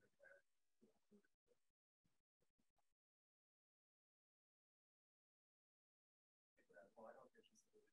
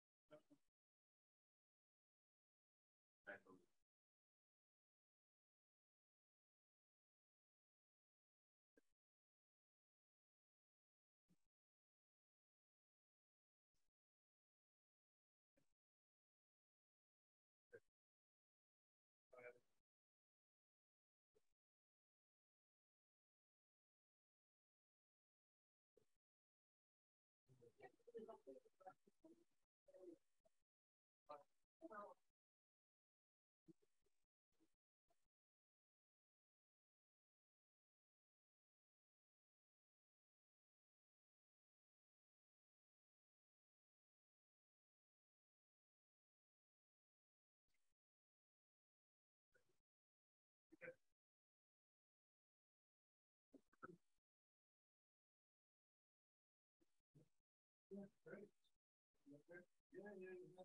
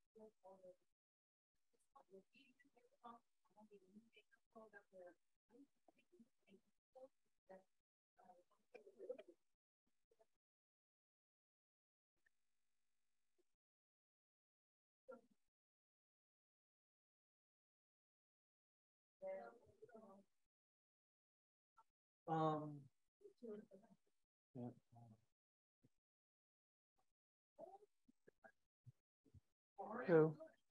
Yeah. Oh, hi. How are you? Good to see you. Nice. Where? Yeah, I'll have to go say hi to her. Cool. When did you guys get here? Nice. Good trip. Fine. Yeah.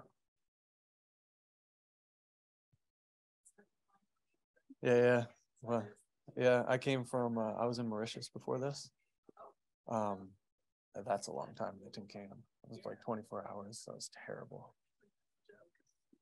But no, just I was on vacation. I had a wedding that last week, so it was kind of like not ideal timing, but it is what it is. I had to go. It was my girlfriend's best friend, like from growing up, and yeah. So, but it was nice. I mean, nice to kind of like break away and be on vacation.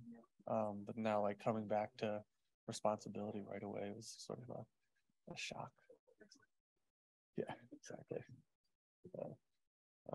Yeah, I got him. Yeah, I know. There's a lot of that happening here today, actually. But, yeah, you're in DC though, right? Yeah.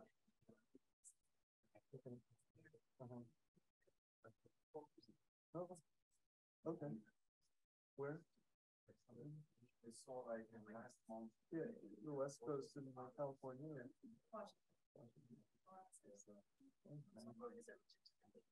Very nice. Yeah. I don't blame you for staying out there. It's beautiful.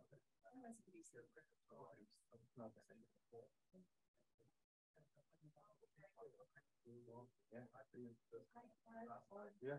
Nice to meet you. Okay.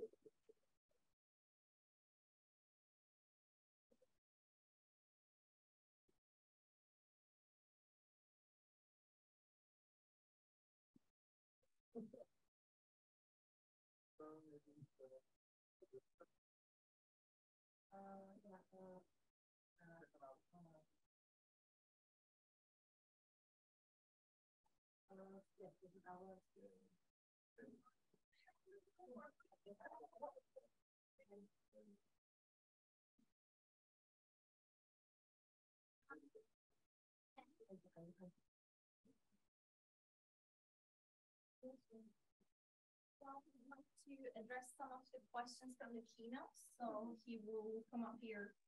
Okay. Do like Q&A, and then we will invite you on site.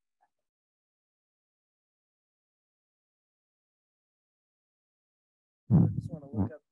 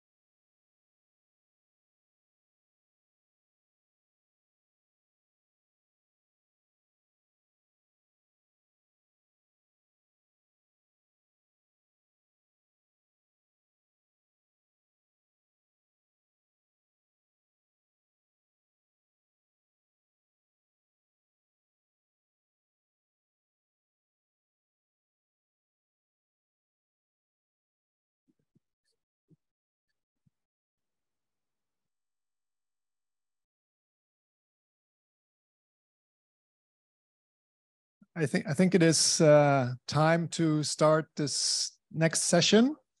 Welcome back. I would like to invite the panelists on the next panel on the stage.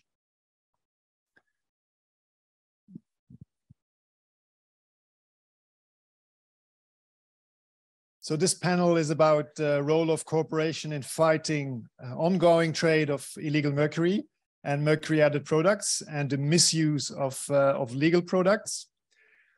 And I'll leave you in the hands of Ben Vauter from the US Environmental Protection Agency. And he's also a member of the Global Mercury Partnership, and he's leading the chlor-alkali partnership part of that. Right. Over to you. All right. Thanks, Bob. Hey, everybody. So yeah, I'll be moderating the first session today, which is on the role of cooperation in fighting ongoing trade of illegal mercury and mercury-added products and misuse of illegal products. Again, my name is Ben Vauter from the United States Environmental Protection Agency.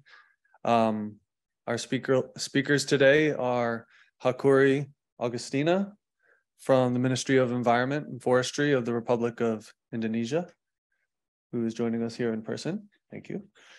Also, Chi-wang LAM from INTERPOL, also joining us here in person. Thank you.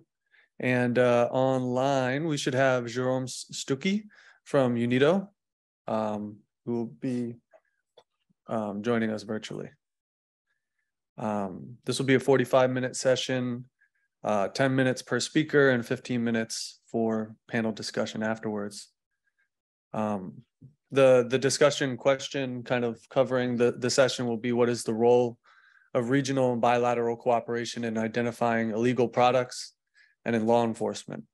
And so our first speaker, I will hand it over to Hakuri Agustina, if that's okay, who will discuss about ASGM activities in Indonesia and its regulation and enforcement. And so I hand it over to you, Hakuri. Thank you, Ben, for delivering me opportunity to share our experience on controlling mercury. But I have to correct my name. My name is Hakuri Agustina, not Hakuri. Hakuri Agustina. I'm a director of hazardous waste and non-hazardous waste contaminated site remediation and emergency response, Ministry of Environment and Forestry. So first of all, I would like to thank to OECD who inviting me to share the information what mercury control in Indonesia in terms of role of cooperation in fighting ongoing trade illegal mercury. So as Indonesia has already reduced and eliminated mercury since 2017 when we ratified Minamata Convention. Since there we control so many sectors like manufacturing, focus on lead and LAM content of mercury. And also from the energy, we control how production electricity from the coal combustion, and also ASGM. ASGM is a very very important. One of the sector is contributed so many contaminated, especially land contaminated by community doing illegally mining, and also from the health sector. So as archipelago country, we have more than 13,000 islands. There's so many sites containing of gold. Yeah, we have about 180 ASGM sites in Indonesia, and it is very potential widespread in mercury contaminating. So besides that, illegally mercury containing product, they're still frequently found in crude cosmetic and cinnabar in Indonesia, like whitening and also toys, cheaper toys, so from the black market. And also we control mercury containing medical equipment. Since 2020, we try to identify and collecting all the equipment from the health facility and provide the collecting drop and bring it to the facilities. However, the ASGM is ASGM is a very impact to the environment, since community knows they have two kind of ASGM in Indonesia. First is illegal, and second is legal. Legal is controlled by by Ministry of Energy and Mineral Sources. We educate them, we socialize them how hazard the mercury, and we propose the substitute, like using the peroxide or cyanide, and using the better technology.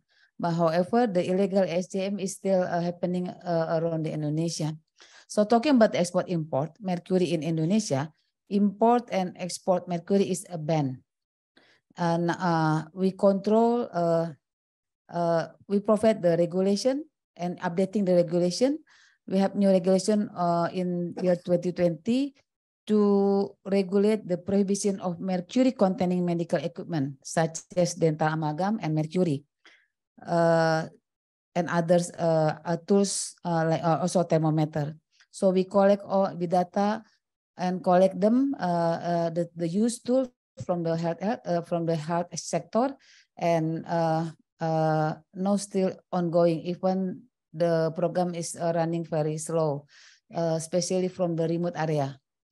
And also illegally, Indonesia has no longer received mercury substance and mercury containing product.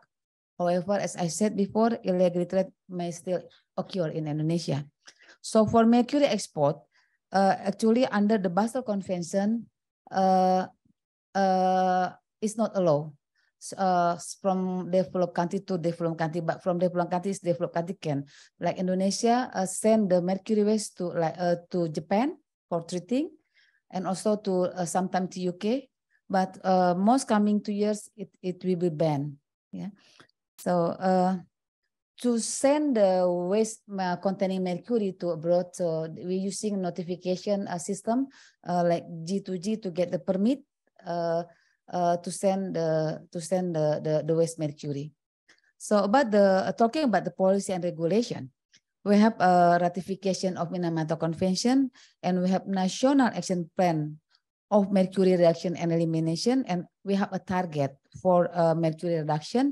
First, 50% for manufacture until 2030, and 32% from energy sector by 2030, and mercury elimination 100% for ASGM and 100% for medical equipment. I know this is very hard task for ASGM, because talking about the community is very hard. I mean to control, to control. We have also regulation, technical regulation, how to control the mercury from the health, how to treat the waste mercury from the health sector, and also how to remediate the land contaminated by illegally ISGM. So how to, we have a target to achieve the national action plan, like we make a program between the institution, national central institution, like Ministry of Health, Ministry of Industry, and also how to enforce when we ban the mercury. We work together with police, yeah, with custom, yeah, to control nationally, yeah. And also we educate the people, the community, like the minors who doing illegally. So we propose, and we have also a pilot project in some provinces to inform, to provide adequate technology to them, and they don't use any more mercury.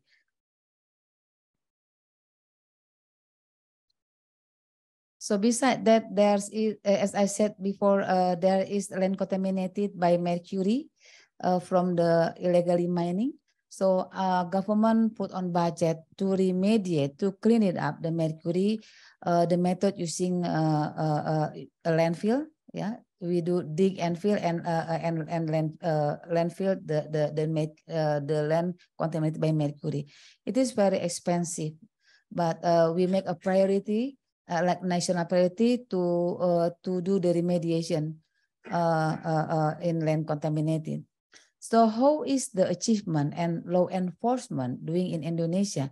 So the achievement, as in ISGM sector, is very tough, very tough. Like people coming back using mercury, they got the mercury from the illegal, and also there is cinnabar in some islands. So they use cinnabar and process it as a mercury for gold mining. And also there for heart reducing mercury also it is very tough, because we have so many remote area, and how to collect it, it's very hard. And we provide like a guideline, a technical support, how to collect it first, rather than they drop it, I mean, just through to the sea or dump it to the land. Yeah, we collect to the facility for collecting system. And also the energy reducing mercury, we control for the emission. We have a standard for emission, mercury emission in the energy sector. For the manufacture, also there is a good, I mean, successful to reduce using of mercury for battery and lamp containing of mercury. For law enforcement, we work together with the police and the custom. We make like a list, and we socialize I mean the list that product which been banned. Then we control it, and we do surveillance, and also in the restricted primary mercury mining activities. There's some action, about 110 cases for black market of mercury, and also cinnabar. So police a lot of doing for control that people don't use cinnabar for to be mercury. So what is the challenges?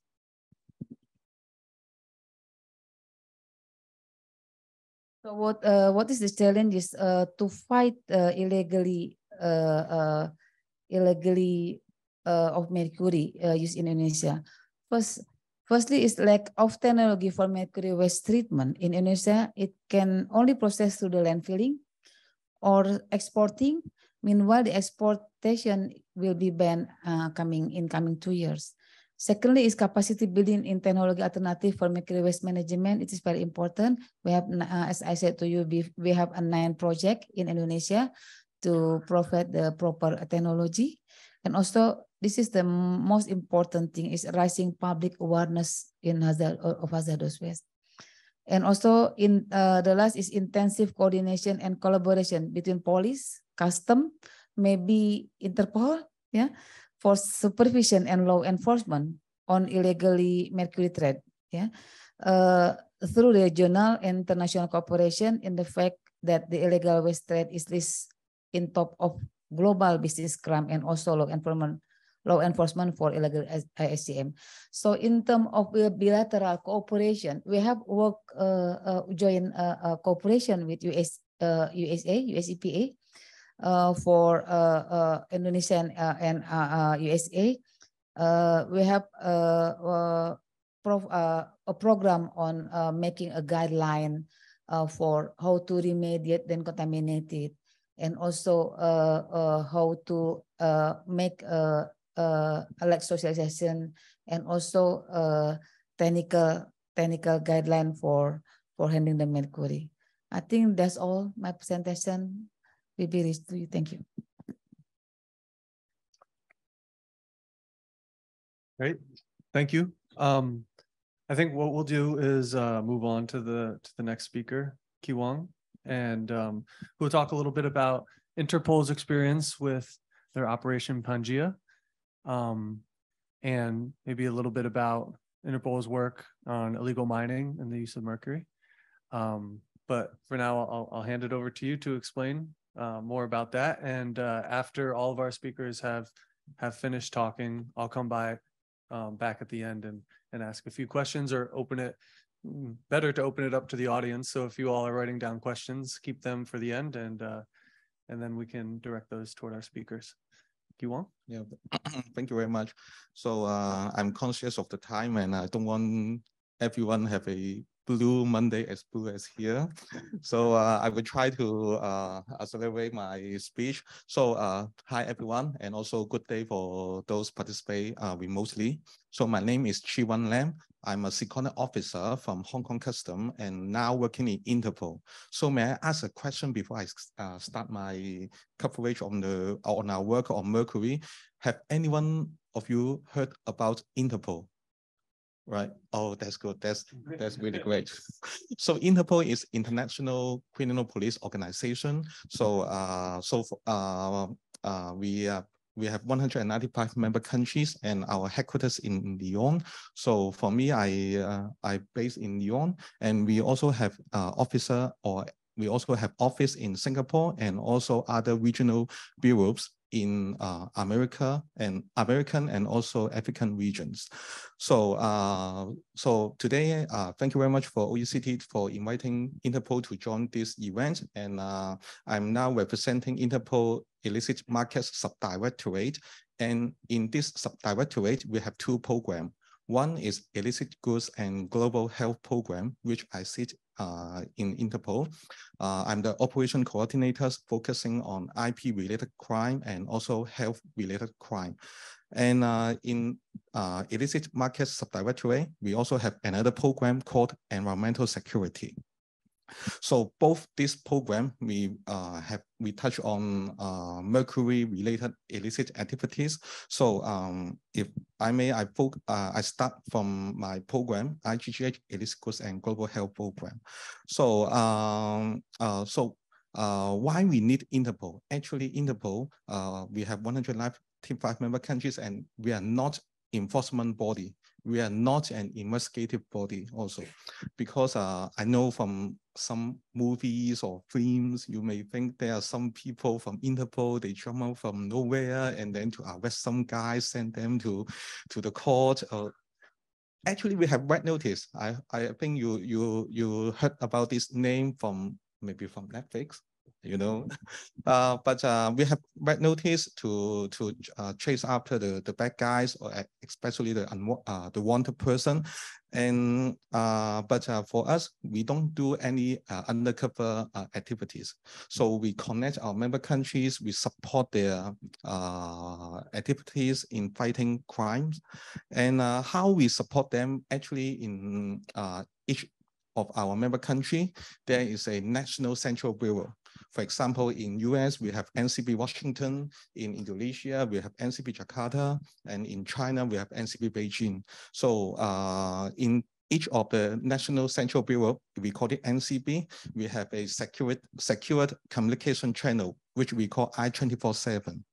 So what this communication system is for is to communicate between member countries to member countries and also with Interpol headquarters and also our staff. So imagine if you identify some cases or you find a crime, you can't report to Interpol directly because we are not investigative body, we don't do enforcement. So we have to ask you to report your case, report the crime to your local police. And if there is any need or any international elements that you want or a country wants to work with other countries using Interpol network, they can send a request through this I-24/7 to Interpol and also other member countries. And I just talked about we are here to support our member countries. So what we support them or how we can support them.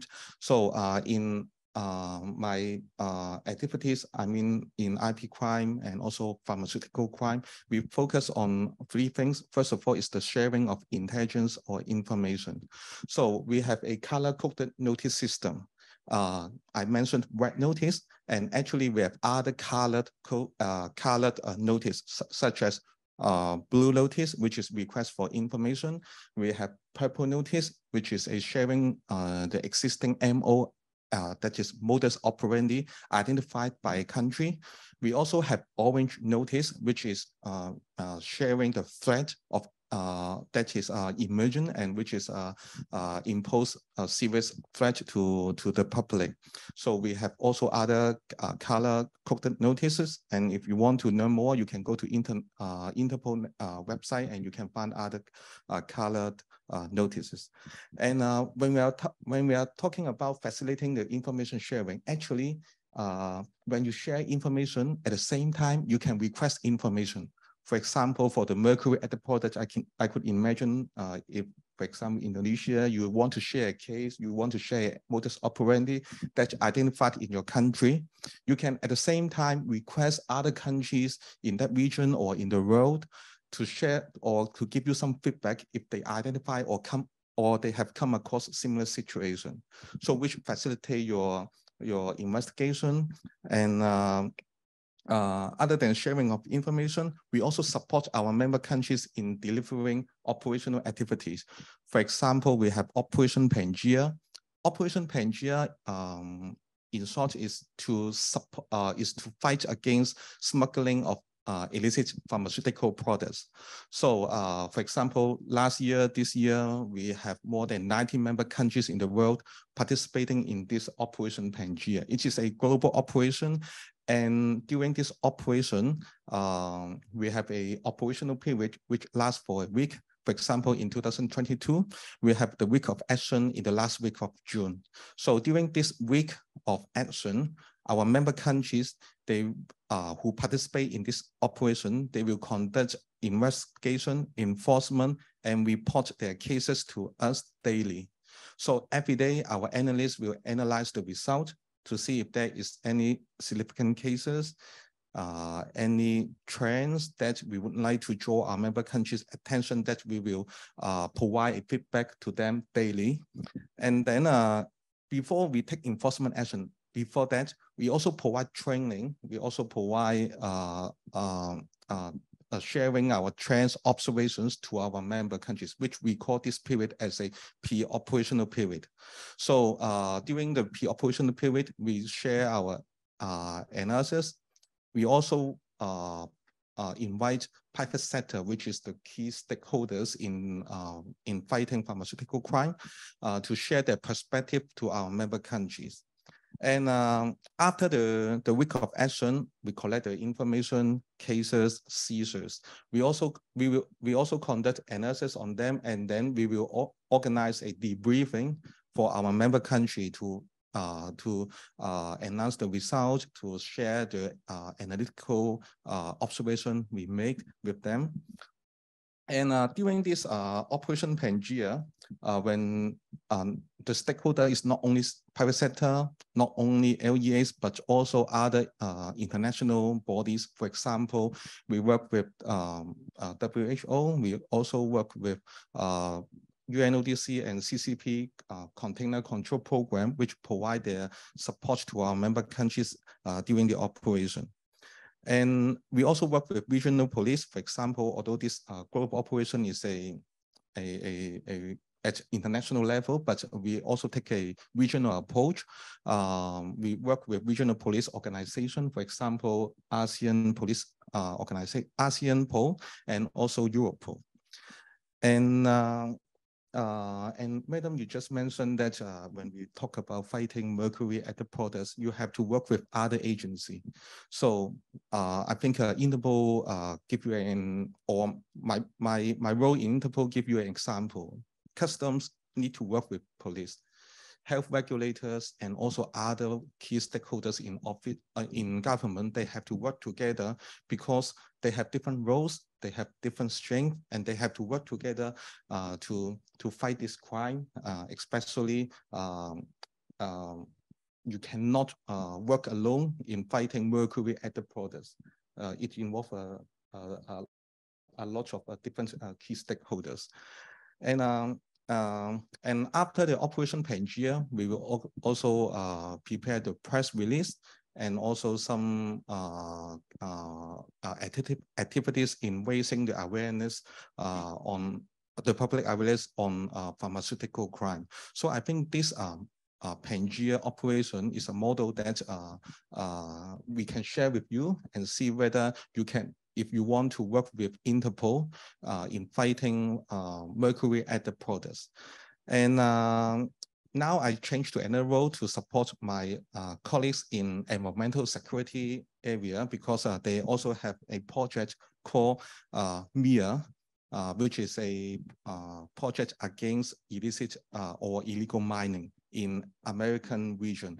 So why we choose American region, actually, we are not saying that we only have the problem in our American region. We also observe there's trends in African region, but we need funding to work on different projects. So if you or any or friends, if you want to financially support or cooperate with Interpol in organizing some or initiate some projects in African region or other regions of the world in fighting illicit or illegal mining, please feel free to contact me. And for my colleagues in illegal mining, for the MIA project, they have the project in American region for 7 countries, including Bolivia, Colombia, Ecuador, Peru, Brazil, Costa Rica, and also Panama. So this project is to collect the intelligence about the smuggling or also the trends and the rules in this region. So they decide a questionnaire, collect the information from the National Central Bureau in these 7 countries, and to analyze the result.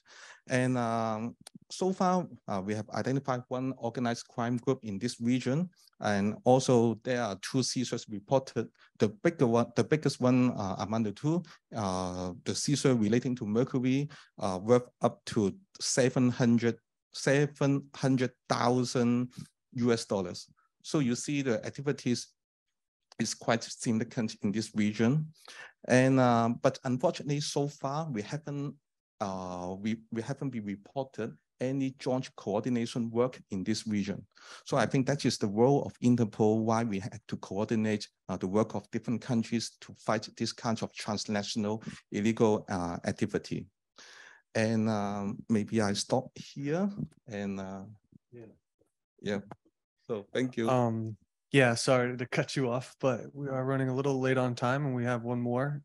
That's really interesting, though. I know I have a few questions for you if we get time at the end. So next we have Jerome Stucki, who I believe should be online. So he's joining us from UNIDO, and will be talking to us a bit about their programs related to ASGM and primary mercury mining project in China. Thank you, Ben. Thanks to all of you, and I hope that you can hear me well. It's a pleasure to join you from Vienna, from UNIDO's headquarters, where I've been working on mercury for the last 10 years. What I would like to do now in the next 10 minutes is to talk about 3 topics related to the purpose of that session. The first one is the mercury supply. that is required to have mercury trade. We need to look at the supply side. So that would be the first point. The second point will be to look at the demand side. And we've already heard before that the artisanal and small-scale gold mining sector is one of the largest sector consuming mercury. So I will talk a bit about that. And the third point will be about a critical cooperation to help transform this sector and the related issues that, from my perspective, is still missing. So first I will talk about the supply, then about the demand, and finally about necessary cooperation. So starting with the supply, I mean, we've been seeing some very interesting graphics illustration from Ken Davis' presentation, where we saw the various sources of mercury.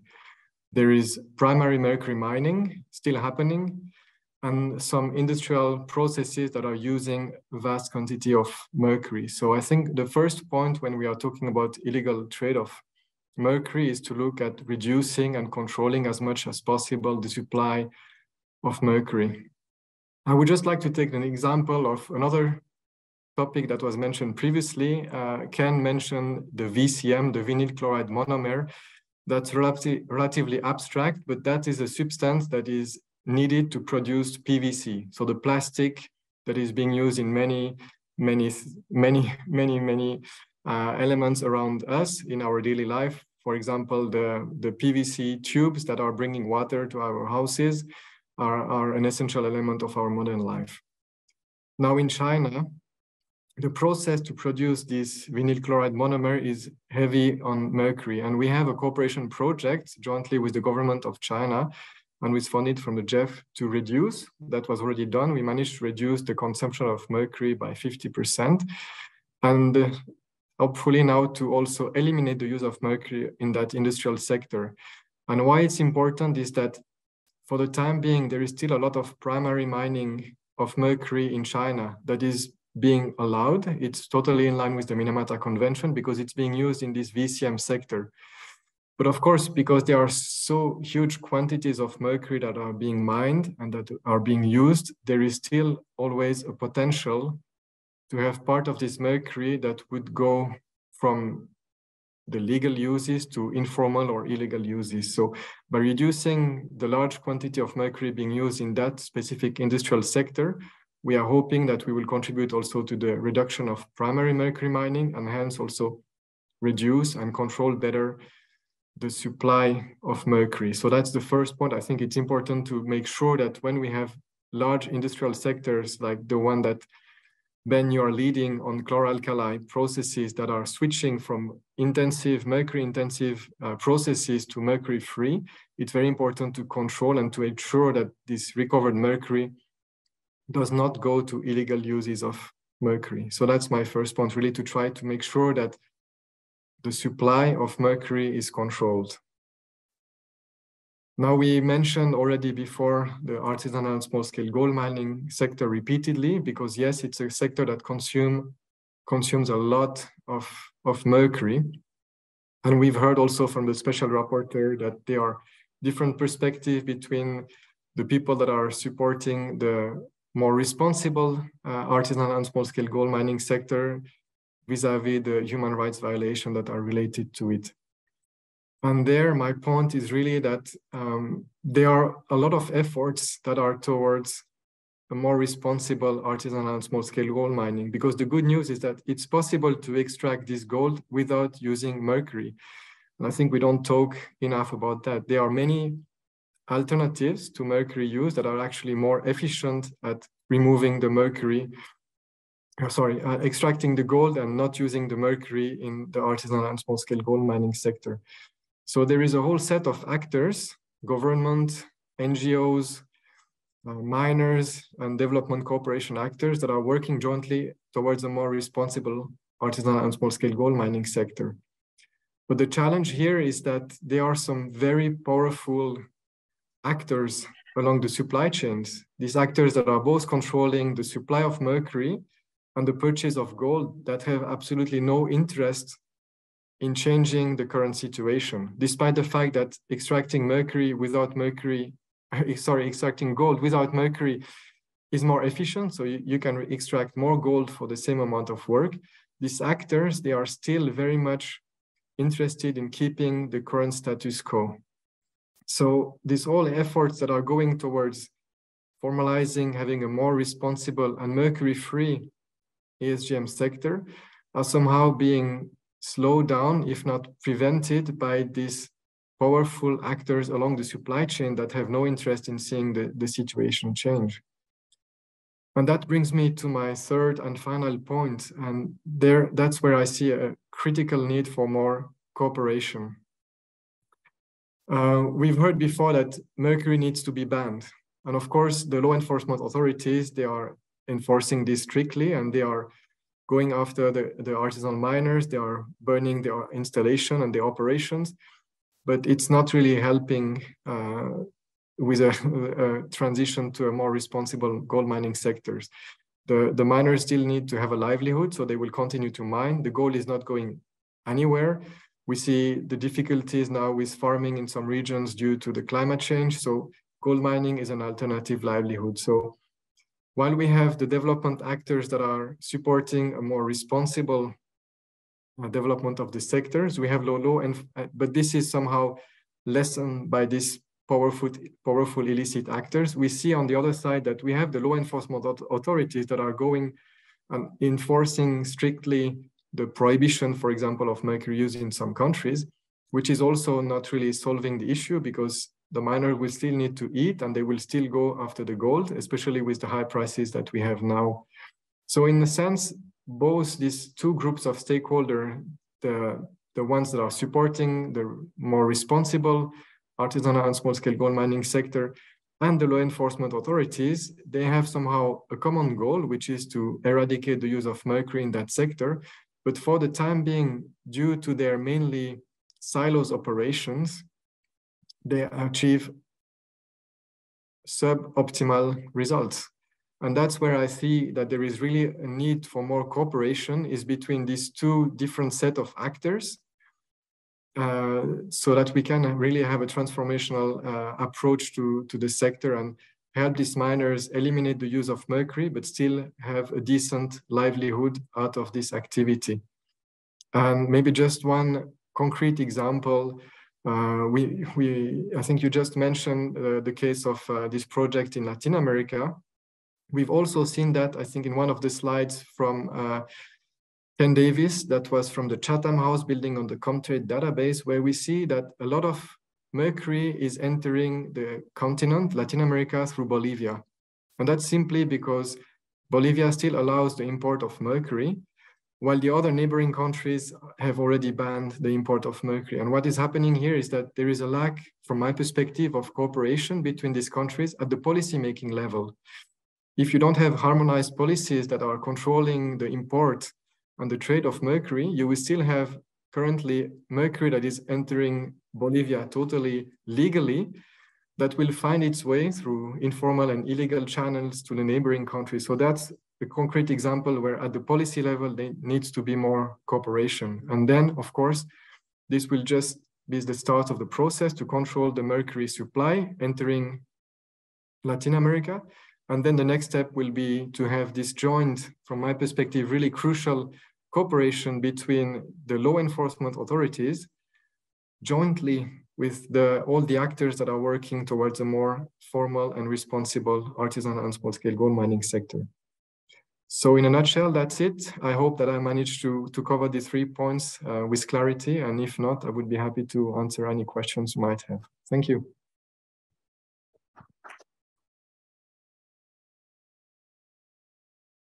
Thank you, Jerome. We're right at time. I don't know. Bob, yeah. So I see we have one question online. Does anybody in the crowd have a question? You can raise your hand if you'd like to ask it directly to any of our panelists. Yep.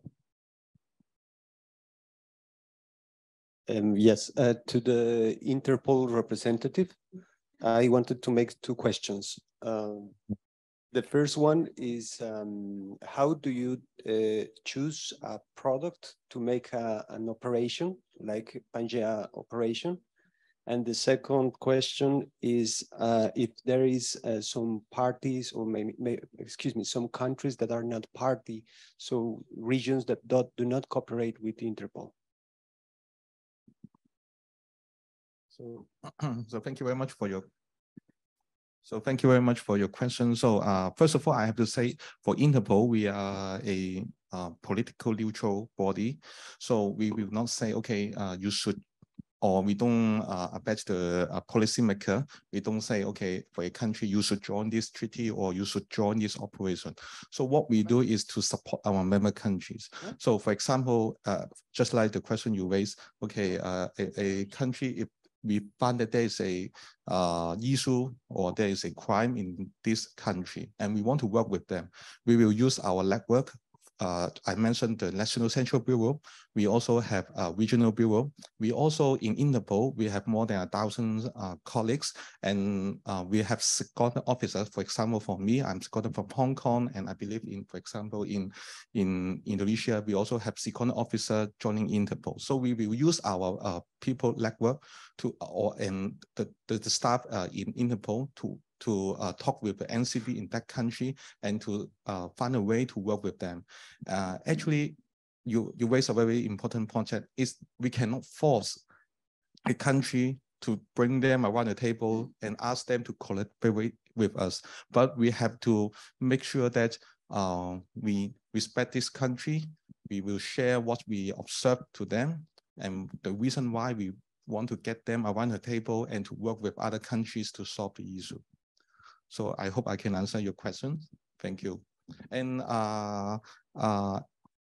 so if I know we don't have a lot of time, so if you want to contact me, my email is very straightforward. It's c.lam. Lam is my surname, LAM, at interpol.int. So if you need any questions or you need any response from me, please contact me after this event. Thank you.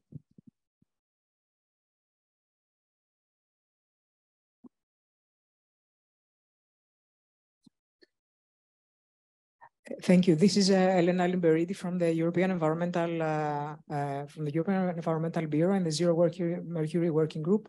Thank you for the presentation. It's also for Chi-wang. I wanted to ask, you said that the information is being shared between the countries in the system, for example, under the Operation Pangea, on also sharing experience on how they combat the crime on the particular cases.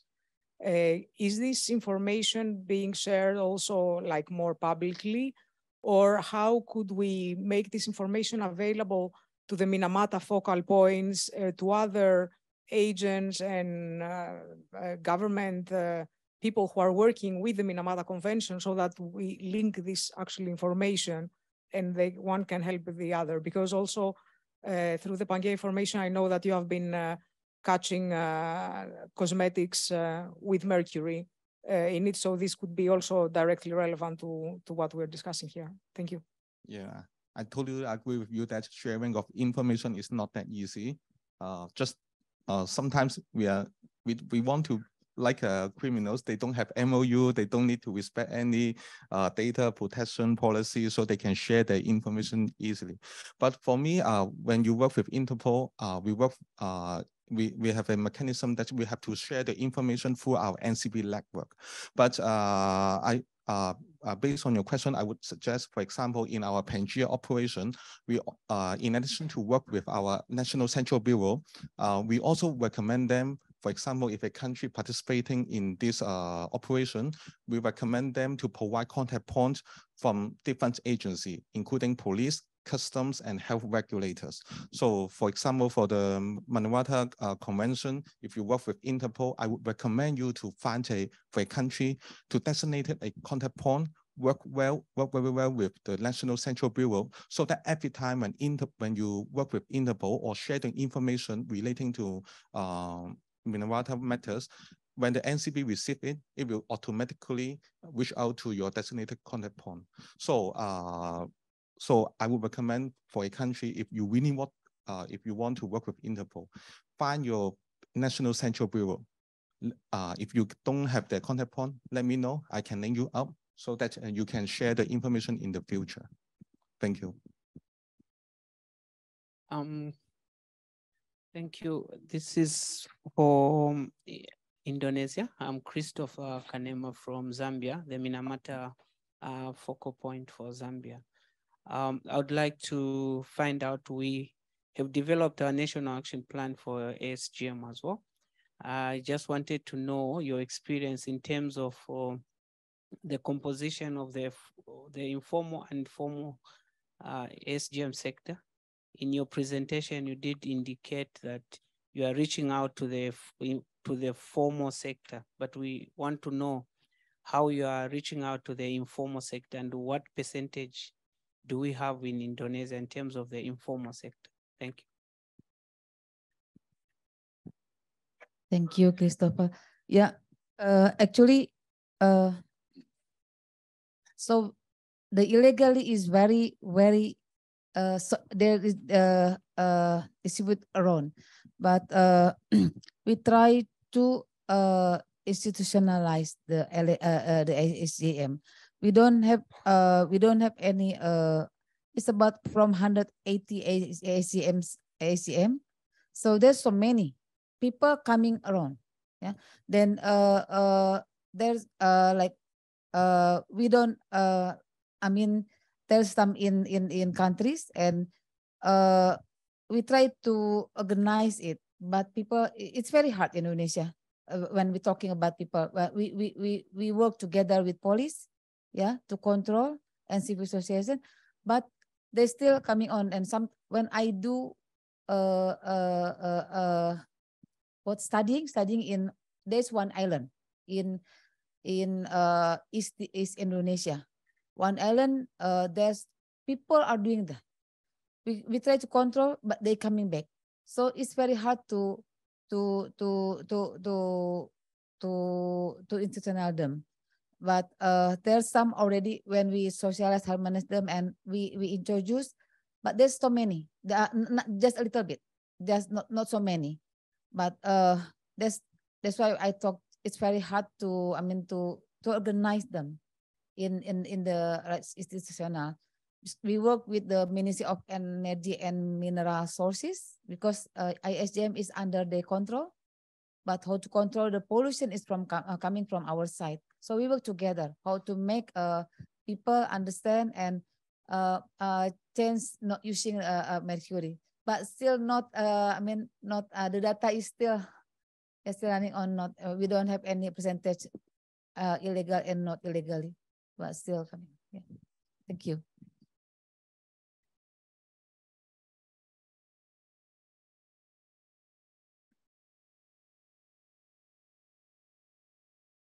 Thank you very much. My question is also for the representative of the Ministry of Environment from Indonesia. It's a bit in the continuity of the previous question. In your presentation, you mentioned the efforts of Indonesia in reducing mercury and the difficulty you are facing about the geographic of the country with many, many remote areas. And I wondered if you could tell us a bit more how you are adjusting to this difficulty of accessing maybe information in those remote areas, and how do you try maybe to implement those mercury reduction measures in such remote areas. Thank you. Thank you for the question. Yeah, how we adjust the program to reduce. Yeah, there's so many remote area. Also, the mining site is spreading around, even in Java, Kalimantan. So first, for the health from the health sector, we socialize. We make like something like list of health use product which is banned. So we just to the region, to the province, to the region, like a city. We share all, and also we provide the technical guideline and provide the infrastructure to collect from the health sector. From the ASGM, we have a pilot project. We have 34 provinces in Indonesia, so we have 9 projects to promote a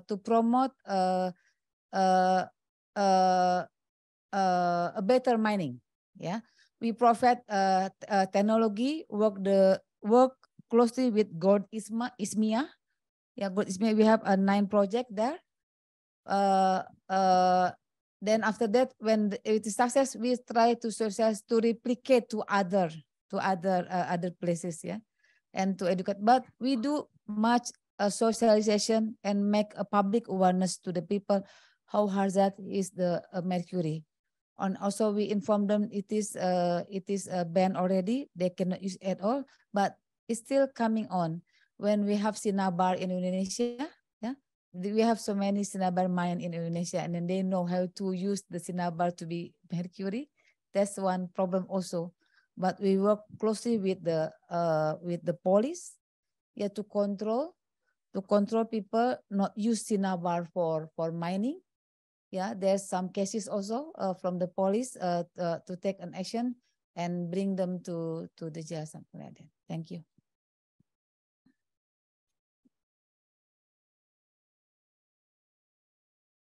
Yep, we have one other question. Is okay.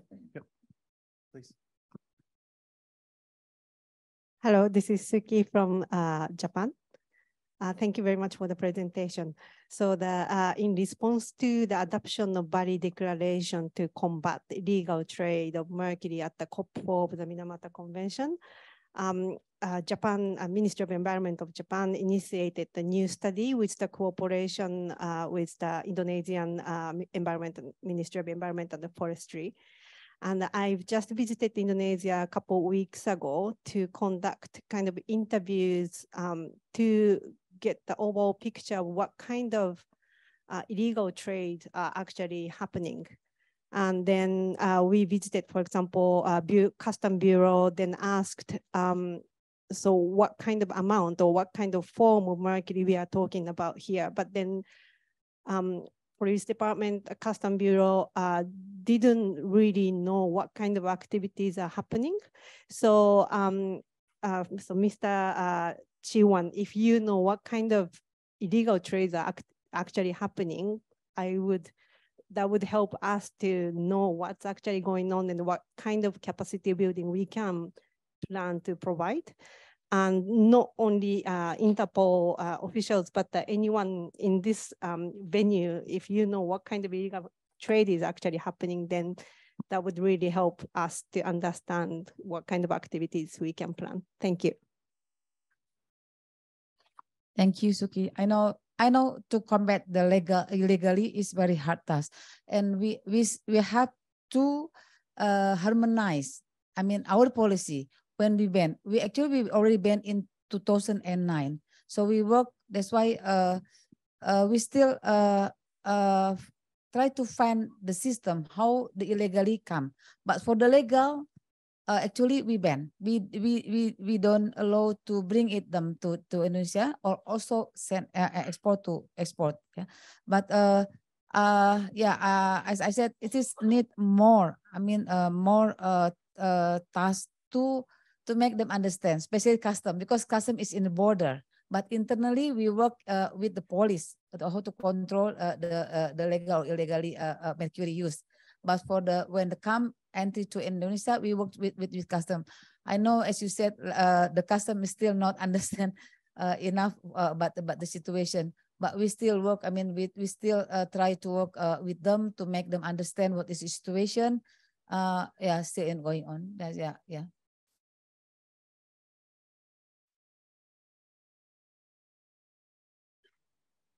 Okay, I think that is our time. Thank you everyone for your questions and listening and participating. Thank you to our speakers for preparing and sharing with us your experience. I think we'll move on to the next session now. Yeah, thank you all very much.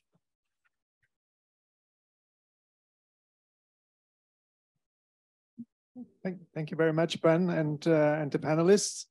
And we now move to the next session, which is about trade solutions. And I would like to ask Rob Dellink and the panelists to come up here.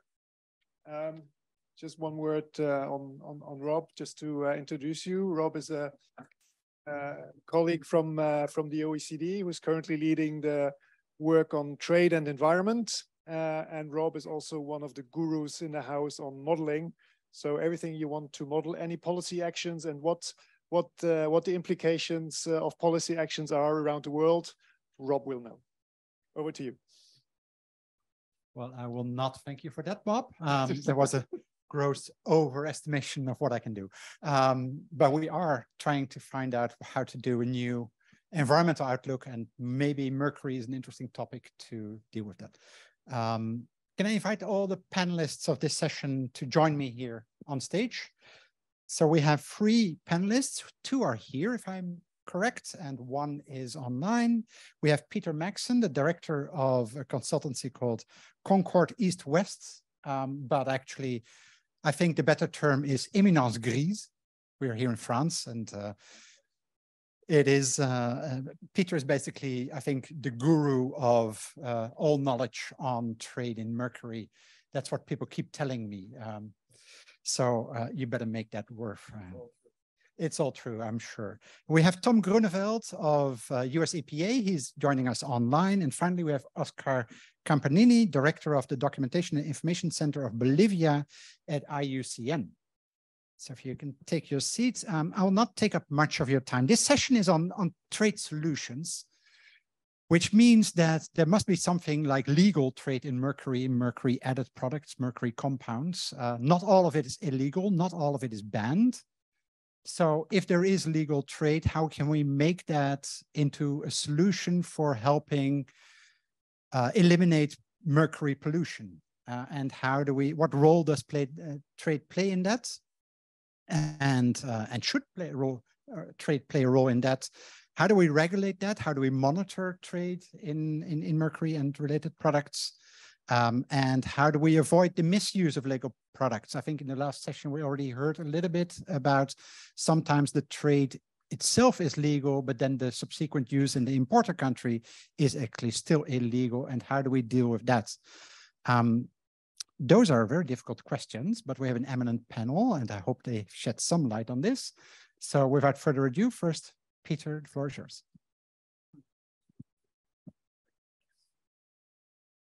There's also a clicker. Yeah, you can.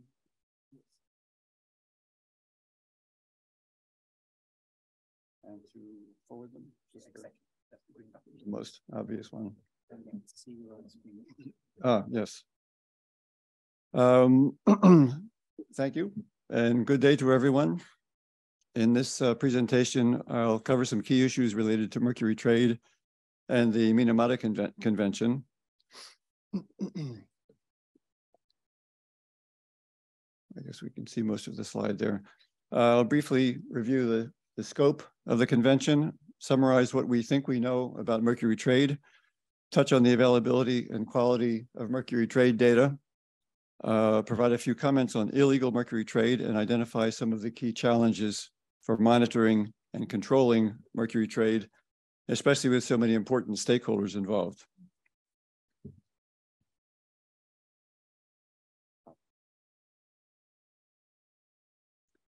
In order to pursue its objective, among other things, the Minamata Convention focuses on the sources, movements, and uses of mercury, both in its elemental form and as mercury compounds, as well as the pathways taken by mercury after its use.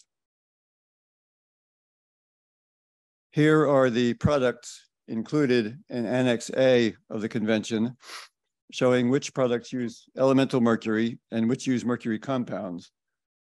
I won't give you time or bore you with reading the entire slide, but we should note that relatively few of these products use mercury compounds, most of them using elemental mercury.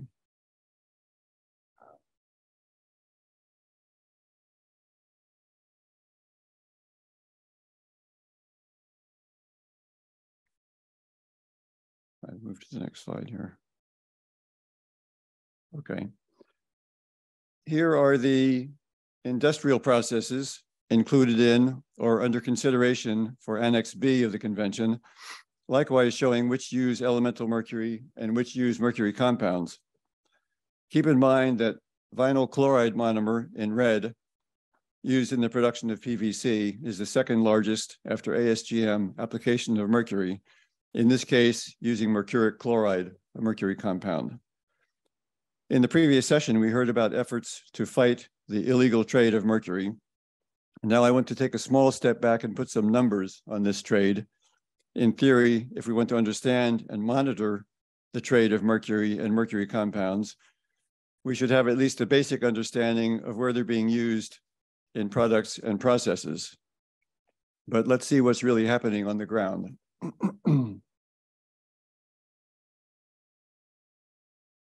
The next two slides are diagrams of reported global mercury trade, which should be identified in shipping documents with the harmonized system code 280540. I should explain that when we refer to reported mercury trade, that means it's properly reported to customs authorities as an export from one country and or an import into another country. If it's not reported, the mercury trade is at least informal and often illegal. At first glance, this slide appears to show some success in reducing the global trade of mercury, especially over the last 10 years.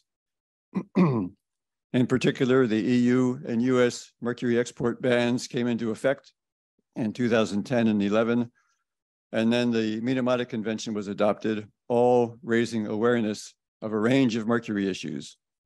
So in recent years, reported mercury trade declined significantly to less than 1,000 tons per year.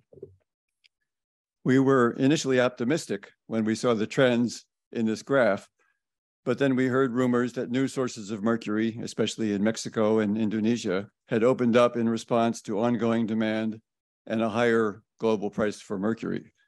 It became clear that since about 2013, a significant and increasing share of mercury trade was not showing up in formal government reporting or trade statistics.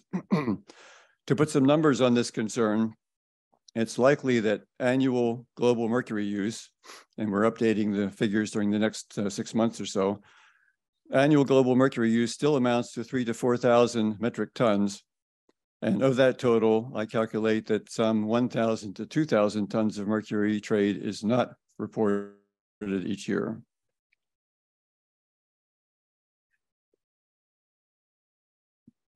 We saw the same image previously, but I'd like to come back to the image that Ken put up earlier showing the origins and final destinations of reported mercury trade in 2020.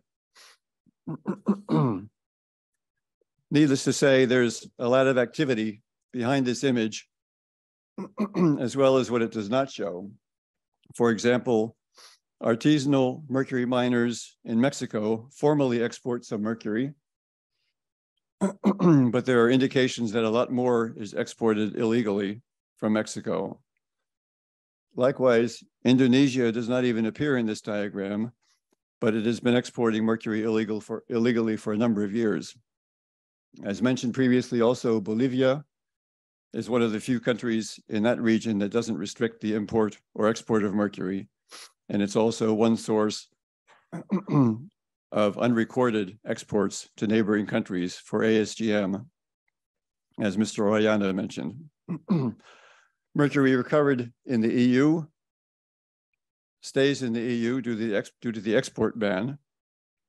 Likewise, mercury recovered or recycled in the US is not visible here because it does not cross an international border. Japan legally exports recycled mercury.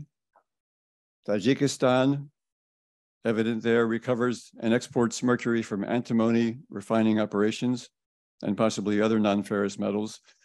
India and China remain significant end users of mercury, although it's not clear where Nigeria obtained a large quantity of mercury to export to China in 2020. And finally, the UAE, among others, has become an important trading hub for mercury and apparently for gold as well.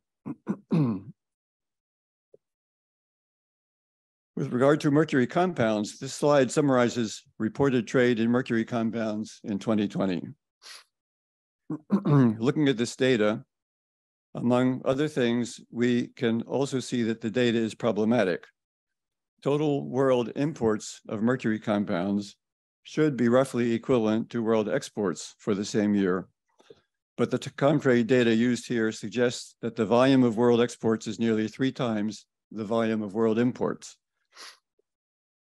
World imports is nearly 3 times the volume of world exports, sorry. I think one of the agencies involved should at least highlight these sorts of obvious data problems.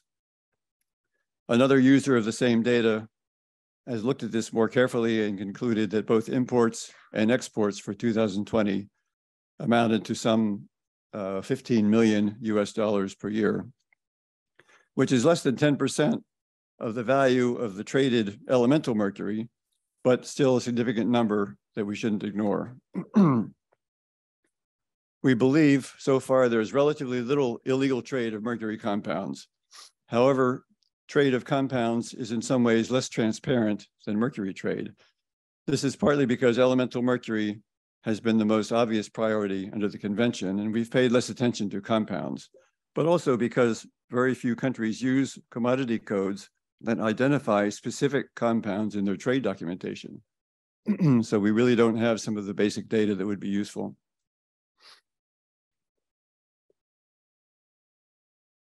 A few observations about the availability and quality of trade data. Data problems may be due to different countries' manner of determining the country of origin, different levels of quality control, coding mistakes in shipping manifests, etc. And I should note that some shippers make coding mistakes intentionally, by the way. There may be limited transparency of some trade data due to confidentiality agreements, commercial protection, and the like. But, and I've said this before, in my opinion, all trade data dealing with a toxic substance like mercury should be transparent. And this has to be a decision taken separately by individual countries. Limited budgets result in fewer trained personnel, older computer systems, etc. And some countries are less concerned than others about monitoring certain types of trade, especially when there's a lot of trade in drugs and weapons and things like that. Or there can be problems for the authorities in different countries to communicate when problems arise. Trade databases can be very useful, but they record only what is reported. And this is complicated by a number of practices in the next slide. Here I've listed some of the more common methods for illegally trading mercury, which are mostly similar to the illegal trade of other goods. Falsifying documents by declaring the wrong classification of goods, or by shipping commercial quality mercury disguised as low-value mercury waste, transporting mercury without any documentation or control, evading tariffs or tax payments by the use of double invoicing schemes, changing or disguising the country of origin by shipping goods through third countries, simply producing a false declaration of origin, changing markings after importation to falsify the country of origin, or repackaging goods from a container that was supposed to remain sealed, for example, in a bonded warehouse. Likewise, hiding or disguising controlled goods within a shipment of uncontrolled commodities. And a couple of comments about free trade zones, which are zones where there are no import or export tariffs. They've become convenient mercury storage and trading hubs over the years. But trade zones, free trade zones, compete with each other for business. So they tend to have varying regulations and enforcement with regard to transparency and such. As a result, free trade zones are sometimes used to support a number of illegal practices. In rough order of importance, India, the United Arab Emirates, Hong Kong, Panama, Singapore, Turkey, and Vietnam currently serve as the main transit hubs for mercury trade. Failing to obtain required permits or licenses is another problem. Smuggling goods by an unauthorized point of entry, using substandard, non-certified containers for mercury shipments. I'm almost finished.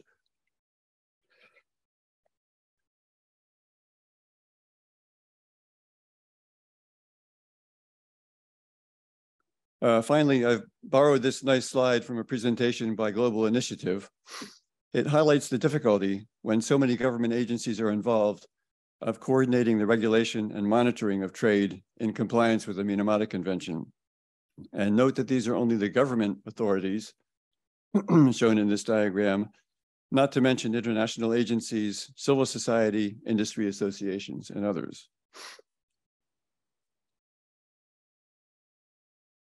I hope these comments have helped to lay a foundation for other presentations and discussions in this important forum. Thank you.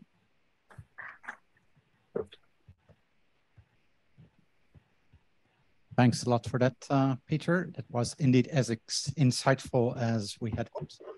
In due course of time, let's move on quickly to Tom, who's joining us online. I hope we Great, thank you, everyone. Good morning, good afternoon. I hope that someone can help me advance the slides. As mentioned, I'm Tom Groeneveld. I work with the Office of Chemical Safety and Pollution Prevention with the U.S. Environmental Protection Agency. And today I'm going to be providing an overview of laws and programs in the United States that help to inform our understanding of the global movement of mercury and mercury-added products.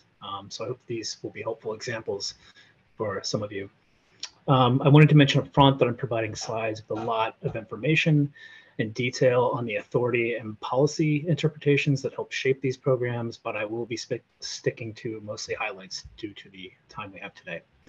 And as you'll see in my upcoming slides, these laws, rules, and EPA publications are all available on the EPA website for mercury and other topics. So next slide, please. I intend to cover the following major themes: a snapshot of mercury use trends in the United States, U.S. export bans that apply to elemental mercury and mercury compounds, a summary of national reporting requirements that support the U.S. mercury inventory, details about the 2017 and 2020 editions of this inventory, and how these programs and policies help to inform our, as I said before, our understanding of global movement to and from the United States. Next slide.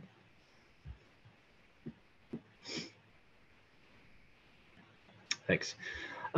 So I'll focus here. We heard about the kind of generalities of mercury in general. Where use trends in the United States are concerned, the amount of mercury use in the United States has decreased significantly, more than 99% since the 1980s. And that's a decrease from some 1,867 to 24 metric tons used annually. And as most of us here know, that for many products and manufacturing processes, there are effective and economically feasible non-mercury substitutes available at a reasonable cost. Here, I just want to highlight that while we are pleased with the overall declines in mercury use in the United States, we are still committed to ratcheting down that remaining 24 metric tons. Next slide, please. So we've heard so far about efforts to prohibit the export of mercury. And in the United States, the Mercury Export Ban Act of 2008, excuse me, or MEBA, was enacted on October 14th of 2008. And this law is intended to reduce the availability of elemental mercury in both domestic and international markets, with an emphasis on reducing the availability of bulk elemental mercury available for artisanal mining. Key provisions of this law include the prohibition of export of elemental mercury as of January 1st, 2013, as well as the prohibition of transfer of elemental mercury among federal entities within the United States as of the date of an enactment in 2008. Wanted to mention that this law does include a mechanism to apply for a limited essential use exemption, which would require formal application and rulemaking via EPA, and to date, no entity or company has come forward to ask for such an exemption. But also wanted to mention that EPA has made policy determinations about certain exports of items that contain elemental mercury. And these are typically products where elemental mercury, excuse me, is contained in a component, things like lab and testing standards, as well as waste products and other media. So you have, outside the scope of the outright prohibition on elemental mercury, certain things are still being exported in products and whatnot. Next slide, please. Pardon me. Next, I wanted to turn to some amendments to the Toxic Substances Control Act, which is the law that my office implements. And these were intended to modernize a law that was put into place in the 1970s and bring it into the 21st century. There are a number of provisions of these amendments that apply to all the work that EPA does, but the key highlights related to mercury include an additional prohibition on the export of certain mercury compounds, as well as the requirement to create an inventory of supply, use, and trade of mercury and mercury compounds. Next slide. So the prohibition on mercury compounds complements MIBA, or the Mercury Export Ban of 2008. And as of January 1st, 2020, it was also prohibited to export certain mercury compounds, and these 5 compounds are listed on the slide. These chemicals were selected based on an EPA report about compounds most likely to be recycled and retorted to obtain elemental mercury after export from the United States. And in so doing, EPA may also add additional compounds to this list should we make the determination that is technically feasible that the export of such compounds, additional compounds, I should say, is occurring and is occurring for the purposes of recapturing elemental mercury. Just wanted to also mention that for the compounds, not elemental mercury, for the compounds only, it is permissible to export, as of right now, the 5 compounds that are listed on this slide to member countries of the OECD for environmentally sound disposal. Next slide. And I wanted to say also, as I mentioned before, these amendments to the Toxic Substances Control Act require EPA to publish an inventory of mercury supply, use, and trade in the United States every 3 years. And so far, we have published 2 inventories in 2017 and 2020. And in addition to publishing these inventories, we are also directed, I should say EPA is directed to identify manufacturing processes and products where mercury is intentionally added. The intentionally added is a very important aspect. And to recommend actions, including regulatory and voluntary approaches to reduce the use of mercury. And in order to make all this happen, the US Congress authorized EPA to develop an information collection rule. So in 2018, we put that rule into place, and key components of that rule are the reporting requirements that apply to any person, and in this case, any person is legalese used by Congress, but this really means any company that manufactures or imports mercury, any company that manufactures or imports mercury-added products, and any company that otherwise intentionally uses mercury in a manufacturing process. So anyone who engaged in those activities, that is kind of the threshold which establishes the requirement to report. And then on the next slide, please, I will talk about some more details. This is one of my few slides that has a lot of details. So please feel free to read at your leisure. I just wanted to highlight the kind of data that we require to be reported. So based on a lot of thought and interpretation of the law, EPA requires reporting for the amount of mercury produced, imported, stored, used, sold, and exported. No matter how small the amount, there's no de minimis reporting requirement for reporting. The types of mercury-added products that are made, the types of manufacturing processes, and how mercury is used in those processes. Excuse me. The business sectors to which mercury or mercury-added products are sold, the country of origin of imported mercury. A lot of information here. I just wanted to complement the points I was just making to let people know that there are exceptions to the reporting requirements. We wanted to be fair and balanced in how we require people to report.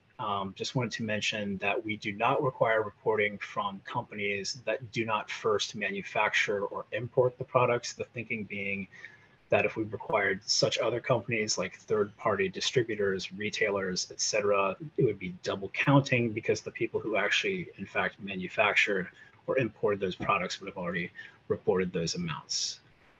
We also don't require people who solely handle mercury or generate mercury, manage mercury-containing waste to report unless they recover that mercury, and that to us, the recovery of that mercury would be considered a form of manufacture. And finally, we do not require reporting for people who, within their manufacturing processes, where mercury occurs or is used simply as an impurity. Next slide. So turning to the actual inventories, as I mentioned, the law required that EPA publish in 2017 an initial inventory that was written into the law, and that was shortly after the law was put into place. So EPA had some information on hand, and we were able to do a limited amount of research but given the narrow time frame, the 2017 inventory is what we would consider to be rather thin and not as robust as what was put out in 2020. And so the 2020 report was the first report in which the supply use and trade of mercury was based on the mandatory reporting requirements. So it's much more robust.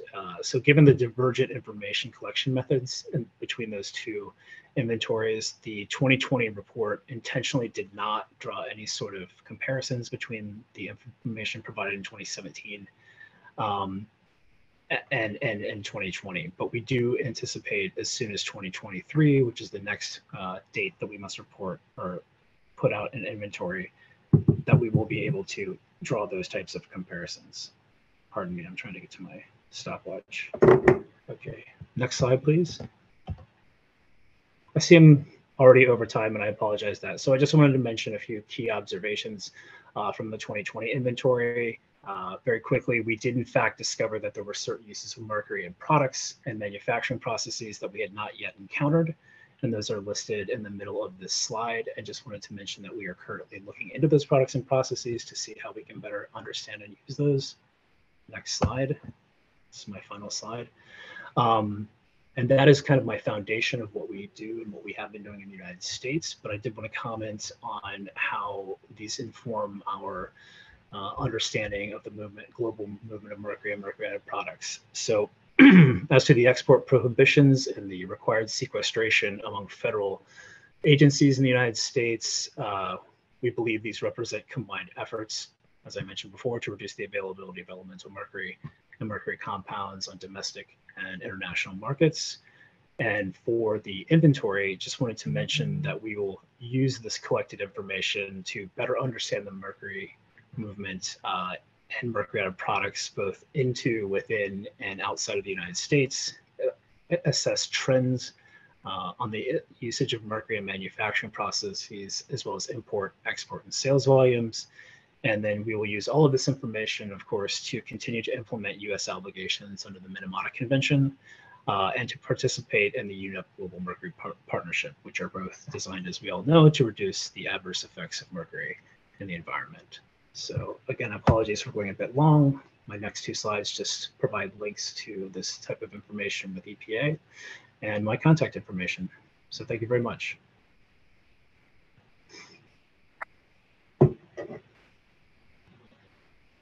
Thank you, Tom. And we still have 10 minutes, Oscar. Don't worry. We have, we'll take in a bit of extra time to not pressure Oscar to make it very short. And we also have a few moments for a few final questions before we adjourn for the day. So. Okay, thank you very much. As they already told you, I come from Bolivia, the heart of South America. So I will bring the perspective from civil society of South America.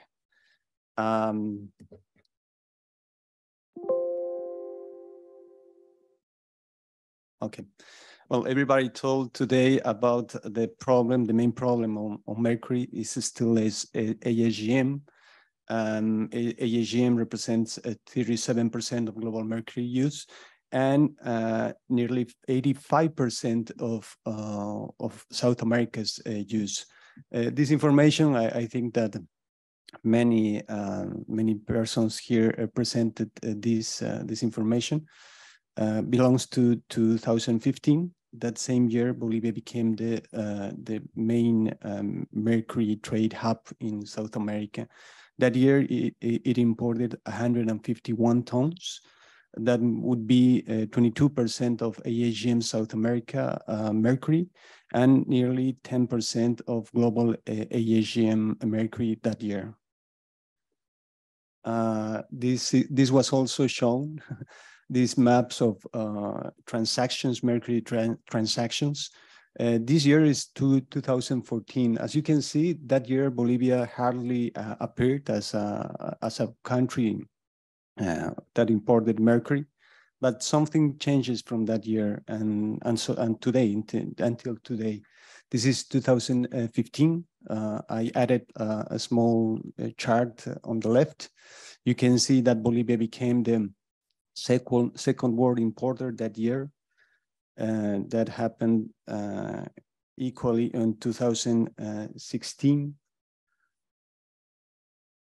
2017, 2018. It became even the first world importer. 2019, again, the second one. And the last one, 2020, it became again the first world importer. This map shows interesting evidence on the illegal trade in South America. It was already mentioned also that in South America, many countries have already taken measures to control mercury trade, Colombia, Peru, and Ecuador, and Brazil. But unfortunately, Bolivia hasn't. So it became an important, very important illegal mercury trade hub. And this is a chart of mercury imports from Bolivia.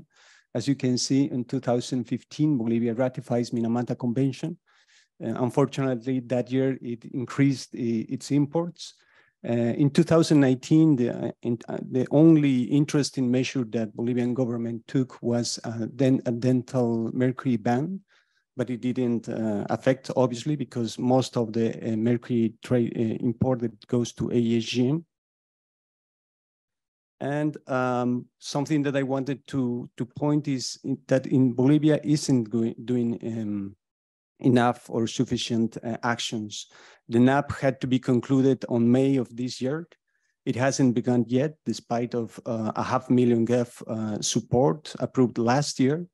There is no legal framework for mercury imports and its traceability, despite there is a legal proposal since 2019 from its ministers. There is no effective control on national mercury trade, transport, use, and disposal, despite it is mandatory by environmental law since 1995. There isn't serious effort. Nevertheless, the National Ombudsman, the UN Special Rapporteur, and the Inter-American Human Rights Commission have already addressed these issues to the government since last year. And there is enough evidence, as in many parts of South America, of the impacts on indigenous people's health. That is happening, something similar is happening with international institutions. GEF have already financed nearly $7 million from UNIDO, who's in charge of monitoring these projects, but haven't yet accomplished to begin that process. Minamata Secretariat, as far as civil society knows, hasn't addressed any communication on Bolivia's delay to deliver its NAP. And they were talking about regional cooperation. There is a regional instance in the Andean community, the Andean nations community. They have built a mercury observatory, but unfortunately, its first inform doesn't acknowledge the negative role of Bolivia. Here is what they wanted me to add to this panel. It's the mercury for other uses as a mechanism as a mechanism to evade control. Between 2018 and 2020, although there was no legal procedure to force them, legal importers requested written consent from Bolivian government to import 115 tons from different uses: aluminum alloys, batteries, chloralkali, dental amalgam, measurements, tools manufacturing. Of course, almost all of them were denied by the government, but we don't know, and there is no assurance that these importers were not entered in Bolivian territory. And finally, I think there is a still long road regarding the control of mercury. Minamata Convention, from the perspective of civil society in Bolivia, need to close some gaps that doesn't act effectively on the main problems. ASGM, it would be in Bolivia. National, international institutions need to encourage governments like Bolivia that play a negative or insufficient role in global mercury control and reductions. And finally, something that is very important for civil society is that the impacts of mercury and ASGM need to be confronted. It's a matter of human rights and dignity. Thank you. That would be all.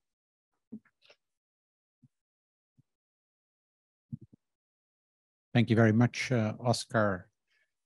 Time for some questions from the room. I see a question here. Yes. Okay.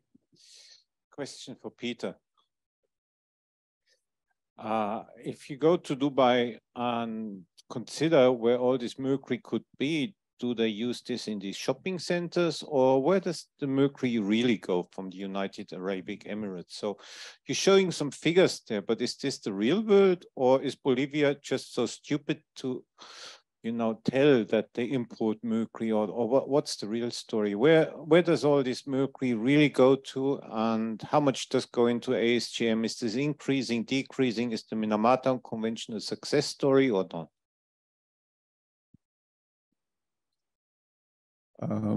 Is the microphone's on? Yeah. I would say that in the case of the United Arab Emirates, it's heavily involved in the purchase and sale of gold as well as mercury. I mean, to the extent that people from the UAE have appeared in the mountains of Peru, you know, as buyers of gold, and I suppose commercial connections for mercury as well. So you won't find, I mean, you'll certainly find gold in shops in Dubai, but you probably won't find mercury. But it has become a very convenient central trading place to store mercury and then to sell it on to whatever countries are asking for it, especially countries that don't have particular import controls. So that's how a number of countries have become important in terms of trading hubs. What was the first part of your question? Or does that?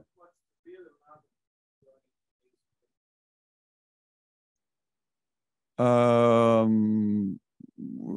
we know at this point is that most of the mercury that's being traded around the world is ending up in ASGM.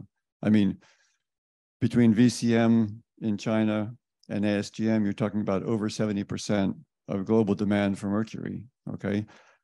Much of the VCM mercury comes from mines that are already active in China.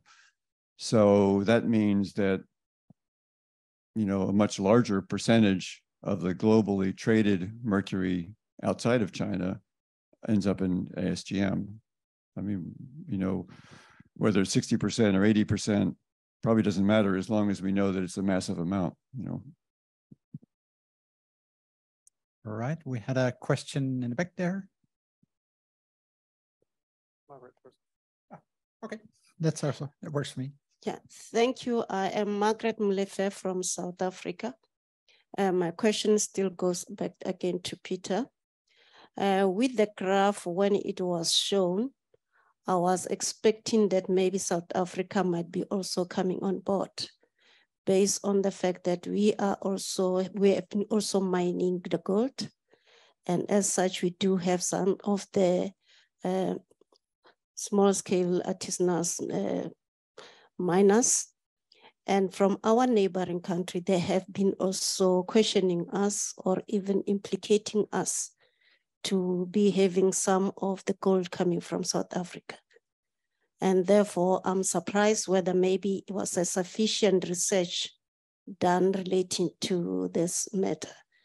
Therefore, I'm expecting that we may be getting some of the impact, especially relating to this artisanal small-scale miners, and even also with from the Kenya, because there have been some studies where they've also been indicating that they have some of this mining. But from my surprise, it was only Nigeria coming on. Therefore, the question is that also the gold or that is coming from South Africa or from the miners, where is it going if it is not picked from the researchers that has been done? Thank you. I think the easy response is that information from South Africa wasn't in that graph because, again, it's the customs statistics that are reported by the South African government to the UN Statistics Division that then ends up in this Comtrade database. We are aware of mercury being imported into South Africa and distributed from there into the interior. So there's no doubt that that's going on, and that's where a number of the countries in the area that are mining gold are getting their mercury from. But it's for that reason that it wasn't reported by your government authorities, that it didn't show in that particular graph. That was only the reported mercury trade, not what we know about informal or illegal mercury trade. Okay, next question.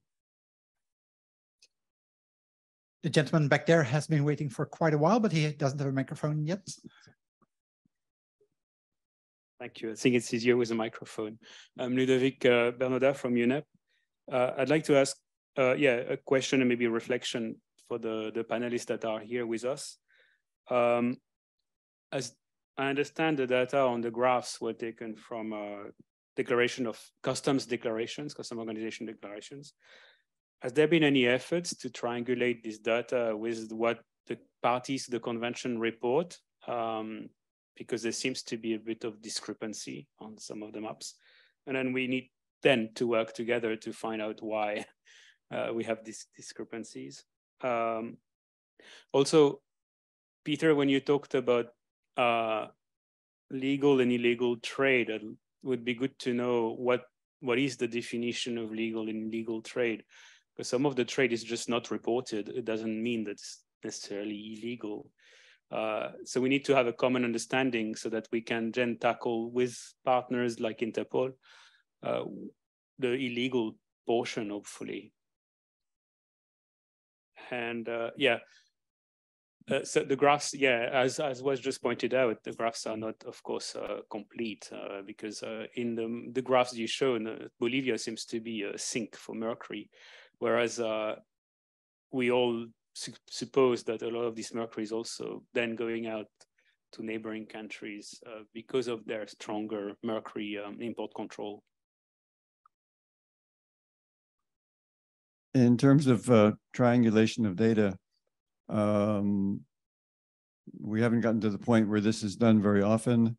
I'm aware of a particular instance in Spain where the Comtrade data showed a massive amount of mercury exported from Spain, and we went to the Spanish authorities and they explained how that wasn't true. There was some problem with the data and they corrected the data. So it's an issue that's fairly easy to deal with, but there have been enough other challenges and priorities so far that it hasn't been something that we do consistently at this point.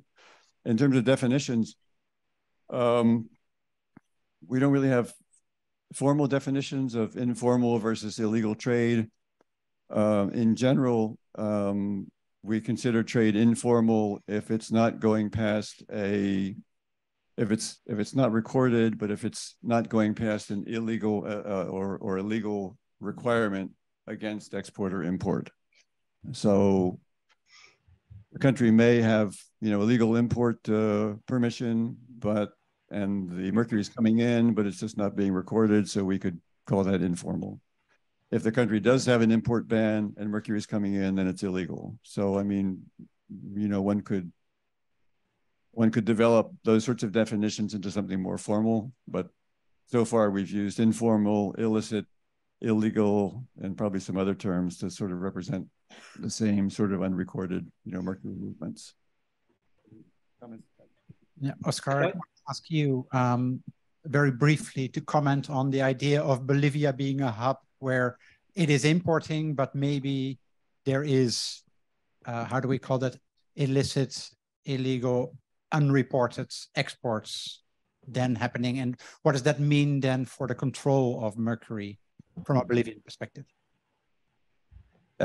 Yes, that is a fact, unfortunately. And unfortunately, again, the governments are not doing their part on generating information. That is something basic for controlling and watching this reality. And also on the efforts to control. For example, Bolivia doesn't have traceability mechanisms, but civil society is generating some information about illegal trades. Importers that come from Peru and are legal importers in Bolivia. Also in Peru, for example, they are generating some information and so on. They have mechanisms. For example, Bolivia and Peru have treaties, and they have common operations, even common operations to control smuggling of mercury, gold, and other goods, but they are not effective in Bolivia. No? And I also mentioned in this case the community and then community relations. They have these mechanisms and they're not effective. So I think the main problem that is, I imagine it's not just Bolivia, is the capacity of the governments to enforce. And I think it's important that the other stakeholders make pressure for this. In this case, civil society, we're doing a big part, I think, in this matter. And also international institutions, from human rights institutions and this kind of institution like OECD or these spaces. All right, thank you. I think a last question from the audience. Thank you very much. Two questions, and then we're done. Thank you very much. I'm Jakob Mo from UNITA. Just a brief remark on South Africa. By coincidence, I saw data that they have quite a big export of mercury compounds. So that's also a thing we have to look for, and you can check yourself in the UN Comtrade. It's not so difficult, or ask Peter to do it. I'd like to make a short remark. It relates to this session as well as the previous one.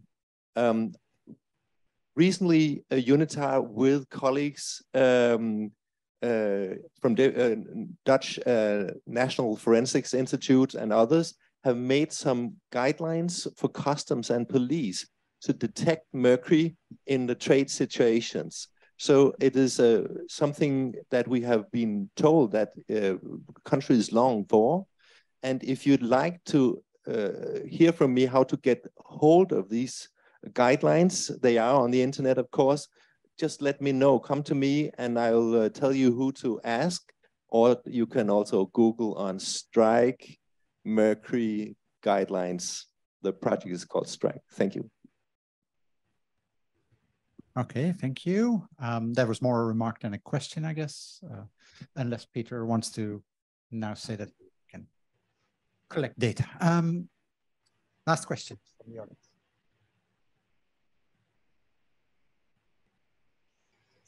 Gentleman over here. There's a lady over here. Sorry. There's a lady over there with the microphone. Sorry. Thank you. I'm Brenda Mapanga from South Africa. My question is based on the second speaker that was online. On his speech, he was talking about the export ban, which is mainly focusing on the ban on export on mercury, as well as the storage. What I would like to understand is, what about the import? Does that mean that they allow import of mercury, or what is happening there? Thank you. Thanks. That was for me. This is Tom from US EPA.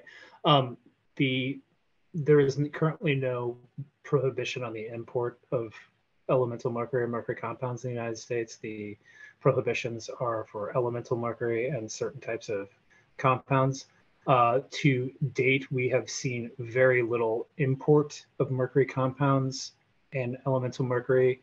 And in the cases that we have seen them, we have checked with those that we know, the companies that we know that are importing. And typically these are for imports of waste materials that are then retorted and captured as elemental mercury, but are then not exported. They're either routed for proper disposal or put on the US market only. I'm sorry, if they're put into products, then they could then be exported, but there's any, to our knowledge, bulk materials coming to the United States imported are not, are waste materials only. Okay, thank you. Yeah, I'm going to have, I know there's lots of questions. I think I'm going to ask you all to follow up bilaterally because we're 20 minutes past the original scheduled ending time. And there is a question in the chat room that Bob is going to read. Several questions in the chat room. And I'm going to just pick up two which are related. It's about dental amalgam. According to the Minamata Convention, there's a regulation to protect children from exposure to mercury from dental amalgam. And how can the effectiveness of these measures be monitored? And there's a second question that is related to that. Considering the health impacts of mercury, how do you collaborate with public health departments to increase awareness? I think we can buy some time for the panelists here on the podium by asking Tom to maybe weigh in on the last part. How does the US EPA coordinate with the health authorities? Sure. US EPA, the easiest way to maybe respond to this is we have split jurisdiction with some of the products that we regulate, and literally by definition, EPA and the Food and Drug Administration split the regulation of certain types of mercury-added products. And in this case, that would be things that are medical devices, preservatives for vaccines, et cetera. So we are, a lot of times we coordinate with our federal partners in that capacity, given that we literally have to.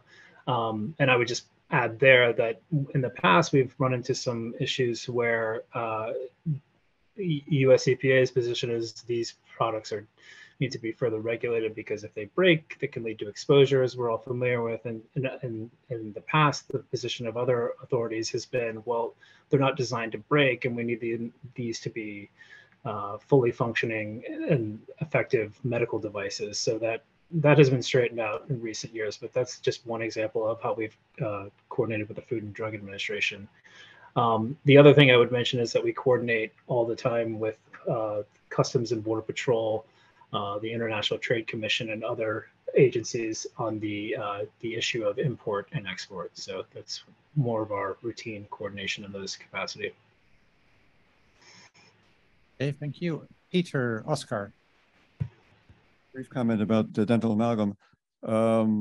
In the past, there was a fair amount of trade for elemental mercury that was mixed with metal powders to mix up the dental amalgam in the dental office and then apply as tooth fillings. We are rapidly moving to a point where that's no longer permitted, where the use of dental amalgam, the use of elemental mercury to produce dental amalgam is not being permitted in dental offices. So now that capsules are being used very widely, and the Minamata Convention is paying a lot of attention to this, I think we'll have less sort of trade where people are transporting elemental mercury supposedly for dental amalgam that ends up being used for ASGM or something like that. So I think for those things, we're moving in the right direction.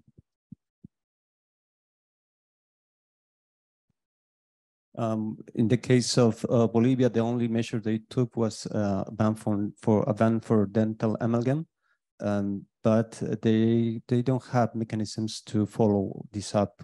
So the only mechanism they have is communication with the health system, but they are too ineffective in that matter. So it's necessary to not just ban, but to follow up how it's implemented. And about the health system, I think it's very important. The worries of civil society comes from that point, from health perspective. So in Bolivia, there is a big interest from the health system to take some measures on mercury. Okay, thank you. I'll not try to wrap up, but I just give the floor back to Bob to close the day.